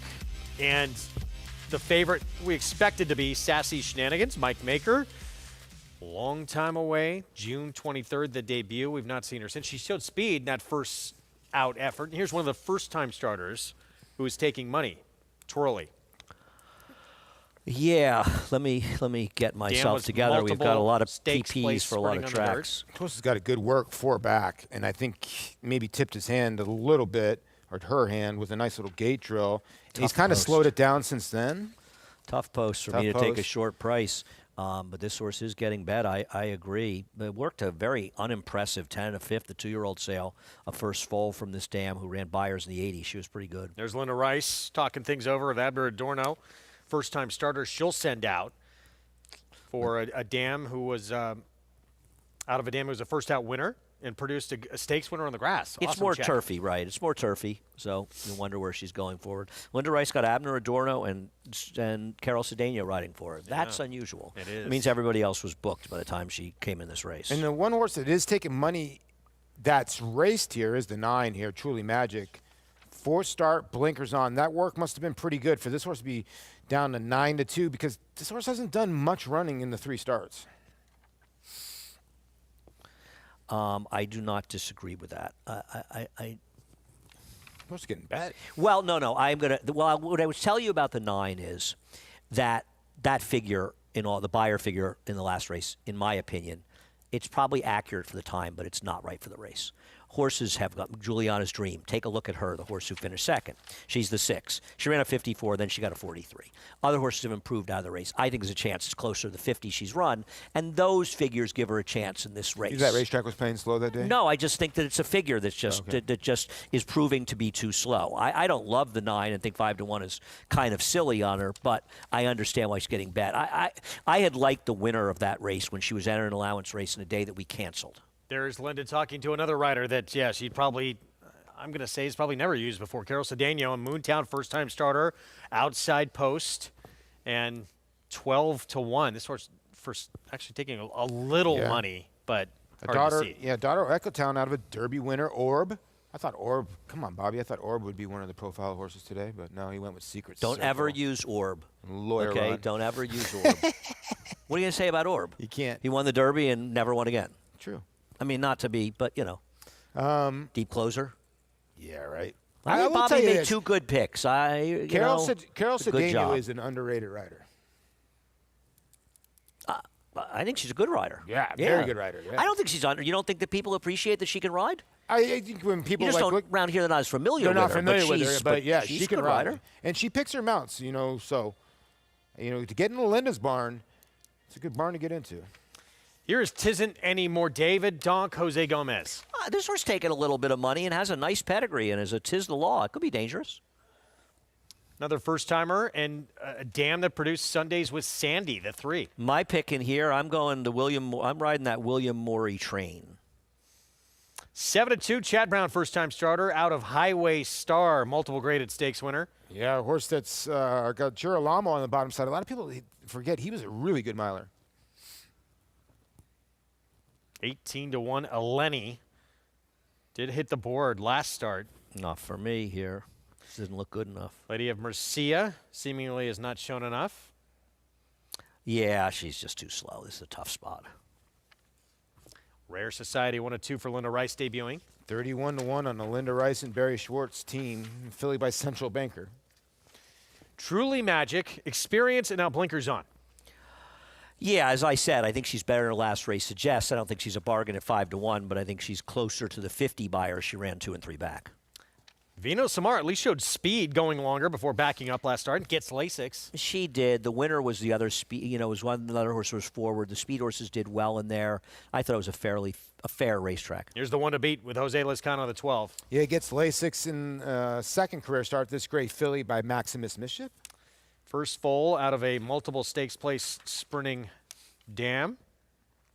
Twirly taking a lot of money. Well, drifted up to 5-1. Tough post. And the other Linda Rice debuter, Moontown on the outside, the one with Carol Cedeno. Yeah, 13-1 by Echotown, a 3-year-old filly. And should show maybe some speed from the outside. Well, we saw speed from the favorite in the debut. Long time away, some quick work since. Probably going to see speed again from Sassy Shenanigans as we go to Sarah.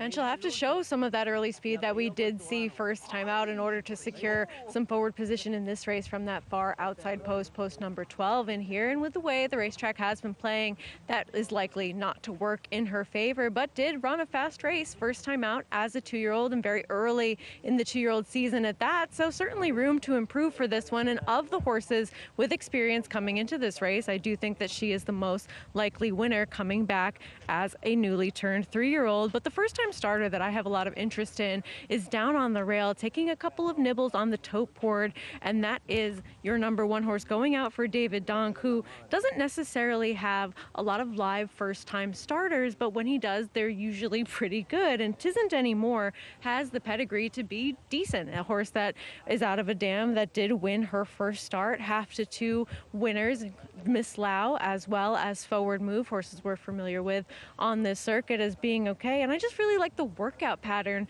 of this one. And without watching those workouts, you never necessarily know how they're doing it or what they're being asked for in the morning, but seems to have some consistency in working some of the faster works at the distance of the day, which I like to see. And I have been listening to our paddock analysts about Dave Donk horses coming into the paddock and running many of their races in that full hood where they do have the ear coverings. And while this one did come into the paddock with that equipment, I thought of note, whatever you do with it is up to you, but they took the equipment off and she will not be running with that full hood that we do see with many of his runners in here. So I think that there could be hints of a lot of professionalism from this one, at least with what she's showing them in the morning. And I'm hoping that she is the first-time starter that can take advantage of the racetrack as well at a price. Post time coming up to close out this card on this Saturday afternoon here in South Ozone Park. So 2-1 favorite, the one we all expected to be, Sassy Shenanigans. And going to be sharp out of the gate, you would think, being fresh, but she has that speed anyway. It's just so hard to read. You know, you've got a horse that's breaking with the scratches from post 9, and, you know, the likelihood that whether there's the 1, the 3, the 4, the 8, none of these horses, even the horses outside her, have speed.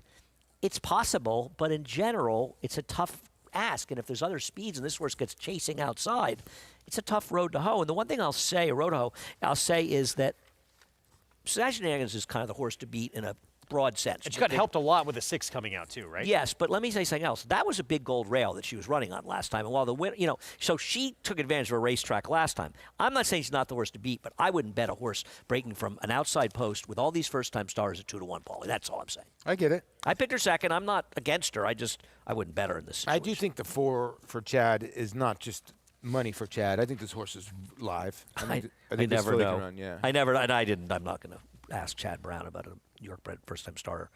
And the one's taking sneaky money, and we always like to honk for donk. And David's horses have been running. The one is kind of just taking those little nibbles, Greg. I wouldn't be surprised if that filly runs well. I think that's a very good point, Paulie. I think she's dangerous, especially breaking down on the inside. I think it's a great point. 'Tis the Law filly, who started off a strange year in the Triple Crown when the Belmont kicked it off during that COVID year of 2020. Would add the Travers. It's a good horse. Jose Gomez will be on that one. This is the 4 into stardom. So out of the Dam Highway Star, multiple graded stakes winner, who was for a time very, very good. 10-time winner, $1.3 million in earnings. Pretty good horse. And like I said, the sire, Girolamo, who did not become a great sire, he had put some great efforts together before he got hurt. He was the son of AP Indy. He put some really good efforts at a flat mile. He just didn't really turn out after he got injured as a really good sire, but that mare was very good, and I have a feeling this filly can run. We'll see. It's kind of interesting how little this board has moved. I mean, the 13 drifted up a little, but there hasn't been that much movement on this board. Yeah, There's nobody that's taking huge money or drifting up. My 3 drifted up, which is probably not a good sign, but the board's been pretty stagnant. It's kind of interesting. What it means, I don't know. There's one of the 2 Linda Rice debuters about to step in. Abner Adorno on Rare Society. It's the other Linda Rice runner who's taken, well, they're both actually floated back up. That one's Moontown 15-1 for a while. That one was down, I think, around 9-1. Truly, though, is taking money for a firster. Bill Mott debuter with Katie Davis. 12's the one to beat, though. Sassy Shenanigans, long time away. Will she break on top? She got that little assist with the 6, the primary other speed coming out. There she is. Jose Lezcano will be aboard. Nightcap on this Saturday card from Aqueduct. Let's go to Chris Griffin. Twirly. Tisn't anymore. Is touch fractious in the gate. One more to load. Moontown to the outside. Moontown. Goes in. All set. And they're off. Slow start for Rare Society and Truly Magic. Fast start for Into Stardom. Right out to the front, it has plenty of company. 2 wide is going to be Eleni. 3 wide is going to be Lady of Murcia. Joining them on the outside, Bino Samara's in that early mix. And just taking back now, doesn't want to be in that early fray. 4 across the racetrack. Their moving back was Moontown, is going to settle in behind the leaders. In behind them, there comes Sassy Shenanigans, and towards the inside, just having to steady. Tisn't anymore. Just got shuffled back in behind Lady Rainicorn, and also Truly Magic. Some traffic there mid-pack, and towards the far back is going to be Twirly. Twirly's at the back of the field with Rare Society, who is off slowly. They sort themselves out 22.79 for the opening quarter mile. Here is the leader. It's Vino Samara. Sassy Shenanigans is on the move. Into Stardom is off the rail, is now moving towards the outside. Eleni is trying to keep up. That's the leading 4 as they reach the top of the stretch, and Into Stardom was on the rail, got off the rail, is now in between horses and running on. Sassy Shenanigans down the center of the racetrack, and closers are coming too. Lady Rainicorn, Truly Magic is on the move. Sassy Shenanigans has emerged with the front, and Into Stardom battles on, losing some ground. Bino Samara. Lady Rainicorn is a touch green, trying to lug in, and Truly Magic from the back, but it's going to be Sassy Shenanigans. Jose Lescano with a big day. Sassy Shenanigans wins it, then came Into Stardom on a photo with Lady Rainicorn, who was running on with Truly Magic in 1 minute 13.39 seconds. Very different from the debut, sitting off the pace this time. I mean, looked like a winner, made a huge move around the turn, and not to be denied. They were moving up front, and once again, this is what happens when you have a racetrack like this. Everybody wants to sort of fit inside the head of a pin and go to the lead. And I think the 4 ran well, went to the front, took back, let them go. This horse was just much the best, Wally. Was much the best. You're right. 12.49. I think you're 3. If your horse 3 got a great ride. 3 got a great ride. If she would have able to just want to go up that rail a little bit, I think you would have finished second. That was a great ride by Lane, though. He never left the fence. He came up inside in a small hole in the backstretch. He did everything right on her. She wasn't going to be best, but he gave her every chance to get her big piece of this race. It just shows you how much the best this horse was, because the 13 and 14 who did get played on the outside were way back. Yeah, no, this horse was good. It's the horse to beat going in. And, you know. Much the horse to beat, right? Horse, the firsters ran okay. I think the 4 ran very well in there. I don't want to knock the 4 ran pretty well. You consider he was up close early, took off. I mean, he saved a lot of ground, and man, he did a good job. But this horse was just too good. 4-win day. Jose Lescano. Jose Lescano takes the first and last as well. Teams up here with Mike Maker, Paradise Farms. And Sassy Shenanigans graduates off the long time away in start number 2.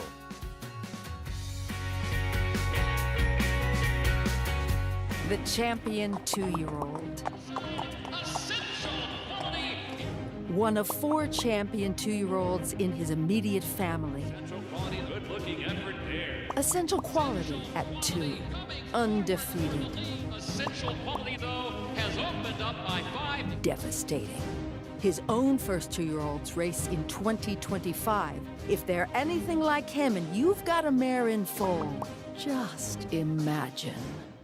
Enhance your handicapping with AI Fast Facts, exclusively on Naira Bets. Open your Naira Bets app, click View Runner Details, and a stat-driven fact will appear for all U.S. thoroughbred racehorses. Download the Naira Bets app to start using Fast Facts today.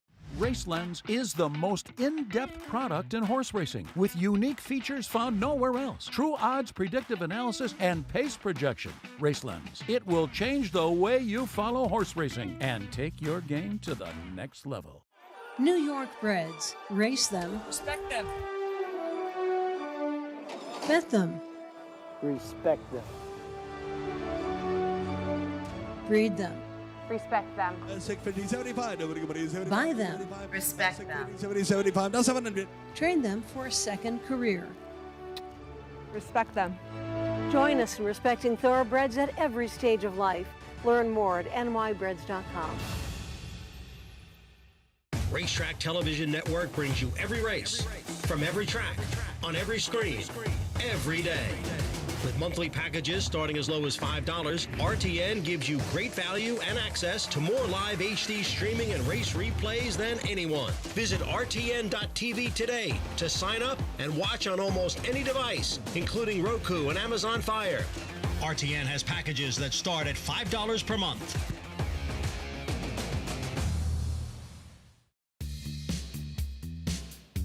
Back on our Saturday coverage on Fox Sports 2 here on America's Day at the Races. Big Saturday for that man right there. Jose Lezcano, 4-win afternoon.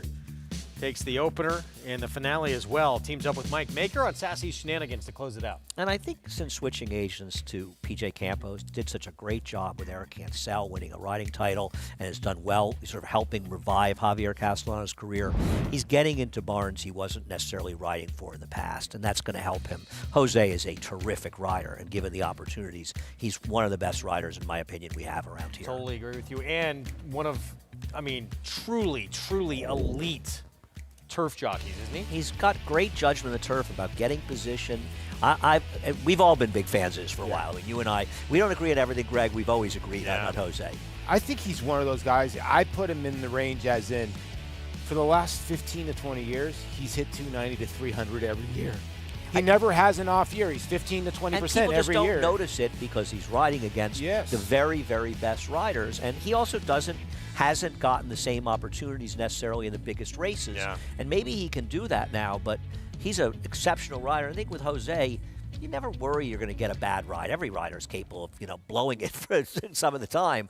But Jose rides consistently well here, and it's a question of opportunity, and he's getting some more opportunities now and making the most of it. Yeah, it's good to see. 4-win day for him on this Saturday afternoon. Favorite closes things out. Tomorrow's coverage, again, on the road to the Kentucky Derby and Kentucky Oaks. Rebel the big one, $1.25 million purse in the Grade 2 Rebel that includes the top 3 finishers coming back from the Southwest, including Speed King, who led every step of the way. Of course, Sandman, that terrible beginning we've talked so much about. Yeah, obviously, Sandman, a lot of attention on him, and all the attention is going to be at the start. He's easy to see, Paulie, because he's a gray. Yeah, just a bad beginning, and you're going to watch the winner able to just set those fractions right here. Good job by Rafael Bejarano putting the squeeze in everybody, and here it is again. And, Paul, it's not just this race. He's had a lot of problems out of the gate. 100%, and that's why I told you, with a bigger field, he's gotten left in 3 of his starts, so not this bad. But again, he can't just get somewhat an awkward break because he's still not going to win. This is a tougher field. See if things can go a little better for him. Obviously, a ton of talent to make up all that ground he did, but the horse in front right now was in front every step of the way. You'd think, his sire was a sprinter. Yeah. But he was able to carry that speed a mile and a 16th in that Southwest win. His race was very impressive in here, and he should not be discounted just because he's not going to make the lead. Do we have enough time to go back to the beginning again? You can stay. You're going to stay. You're staying for the 11th to Tampa. I just want to put up a point and then show that again. Maybe while we're preparing for the 11th to Tampa, everybody keeps talking about Sandman. I want to talk about Publisher. We got time. Let's go back to Let's go back to the beginning of the race and watch Publisher, the 2. All right, what are we looking at? Now, watch. He goes to his knees. Why is everybody is talking about the 4 with one of the worst breaks ever. Not watch everybody. The 2. The 6, I mean. Watch the 2. Horse goes, bobbles up down to his knees. Now let's go to the stretch. He got completely shut off moving in the stretch. Okay, so now he did not have have the best beginnings, obviously. And then when you go to the stretch, he sort of props and watch the 6 and watch the 2. The 2 goes down to his knees. I thought it was a little crazy. He was 53 to 1. I mean, he ran a 92 by. It was a maiden coming in. I get it. Yes. But he ran a And now huge watch number. the And stretch. he's getting a rider change people might notice. And here's the stretch of the 2. Now watch the 2 coming on the rail as we keep on rolling this. He's behind the 3, or he's right there on the rail. Red cap. In the red cap, and watch the tired horse come over on him. No, he's and people know he's not going to be 20 to 1, but He's got his Eclipse Award-winning rider, Flavien Prat. How about talking about the other horse they're not talking about, Asmussen, who did not get the Tistastic? Yeah. He did not get the cleverest of rides in there. He was up close. He dropped back. He ran at the end. I am a little bit suspect of horses that close in this race, though, because they did get the fast pace, and I just keep going back to the fact that the winner was the horse who survived in the front end, and a lot of times that gets ignored. It's a good race, and a good race tomorrow. And let's not forget, no one's talked about really, at least on our end, a horse who beat Speed King in the Springboard Mile and came back and won the Smarty Jones as well. Cole Battle, how good do you think he is, or did you not love that race from him last time? No, I don't think he has any chance to win based on his last race. He got a very slow pace when all the geniuses decided to rate in a race where it looks like it was loaded with speed, and his rider got a very good ride. He's got to improve. The others have stepped forward. Now, maybe he does. He's lightly raced. I hope he does, but I don't particularly like him off his win in this last I think race. he's the most versatile horse in the race because he can win from different places. Whether he's good enough or not, we'll find out tomorrow. He's won sprinting at 6.5 up to a mile and 16th, different types of tracks. He's undefeated on dirt be a cool story. Lonnie Bryley with a right now Derby contender. We'll see if it continues after tomorrow's show. And Bob Baffert, Matticat Road, back in the picture. We will see you tomorrow, 2 Eastern start time on Fox Sports 2.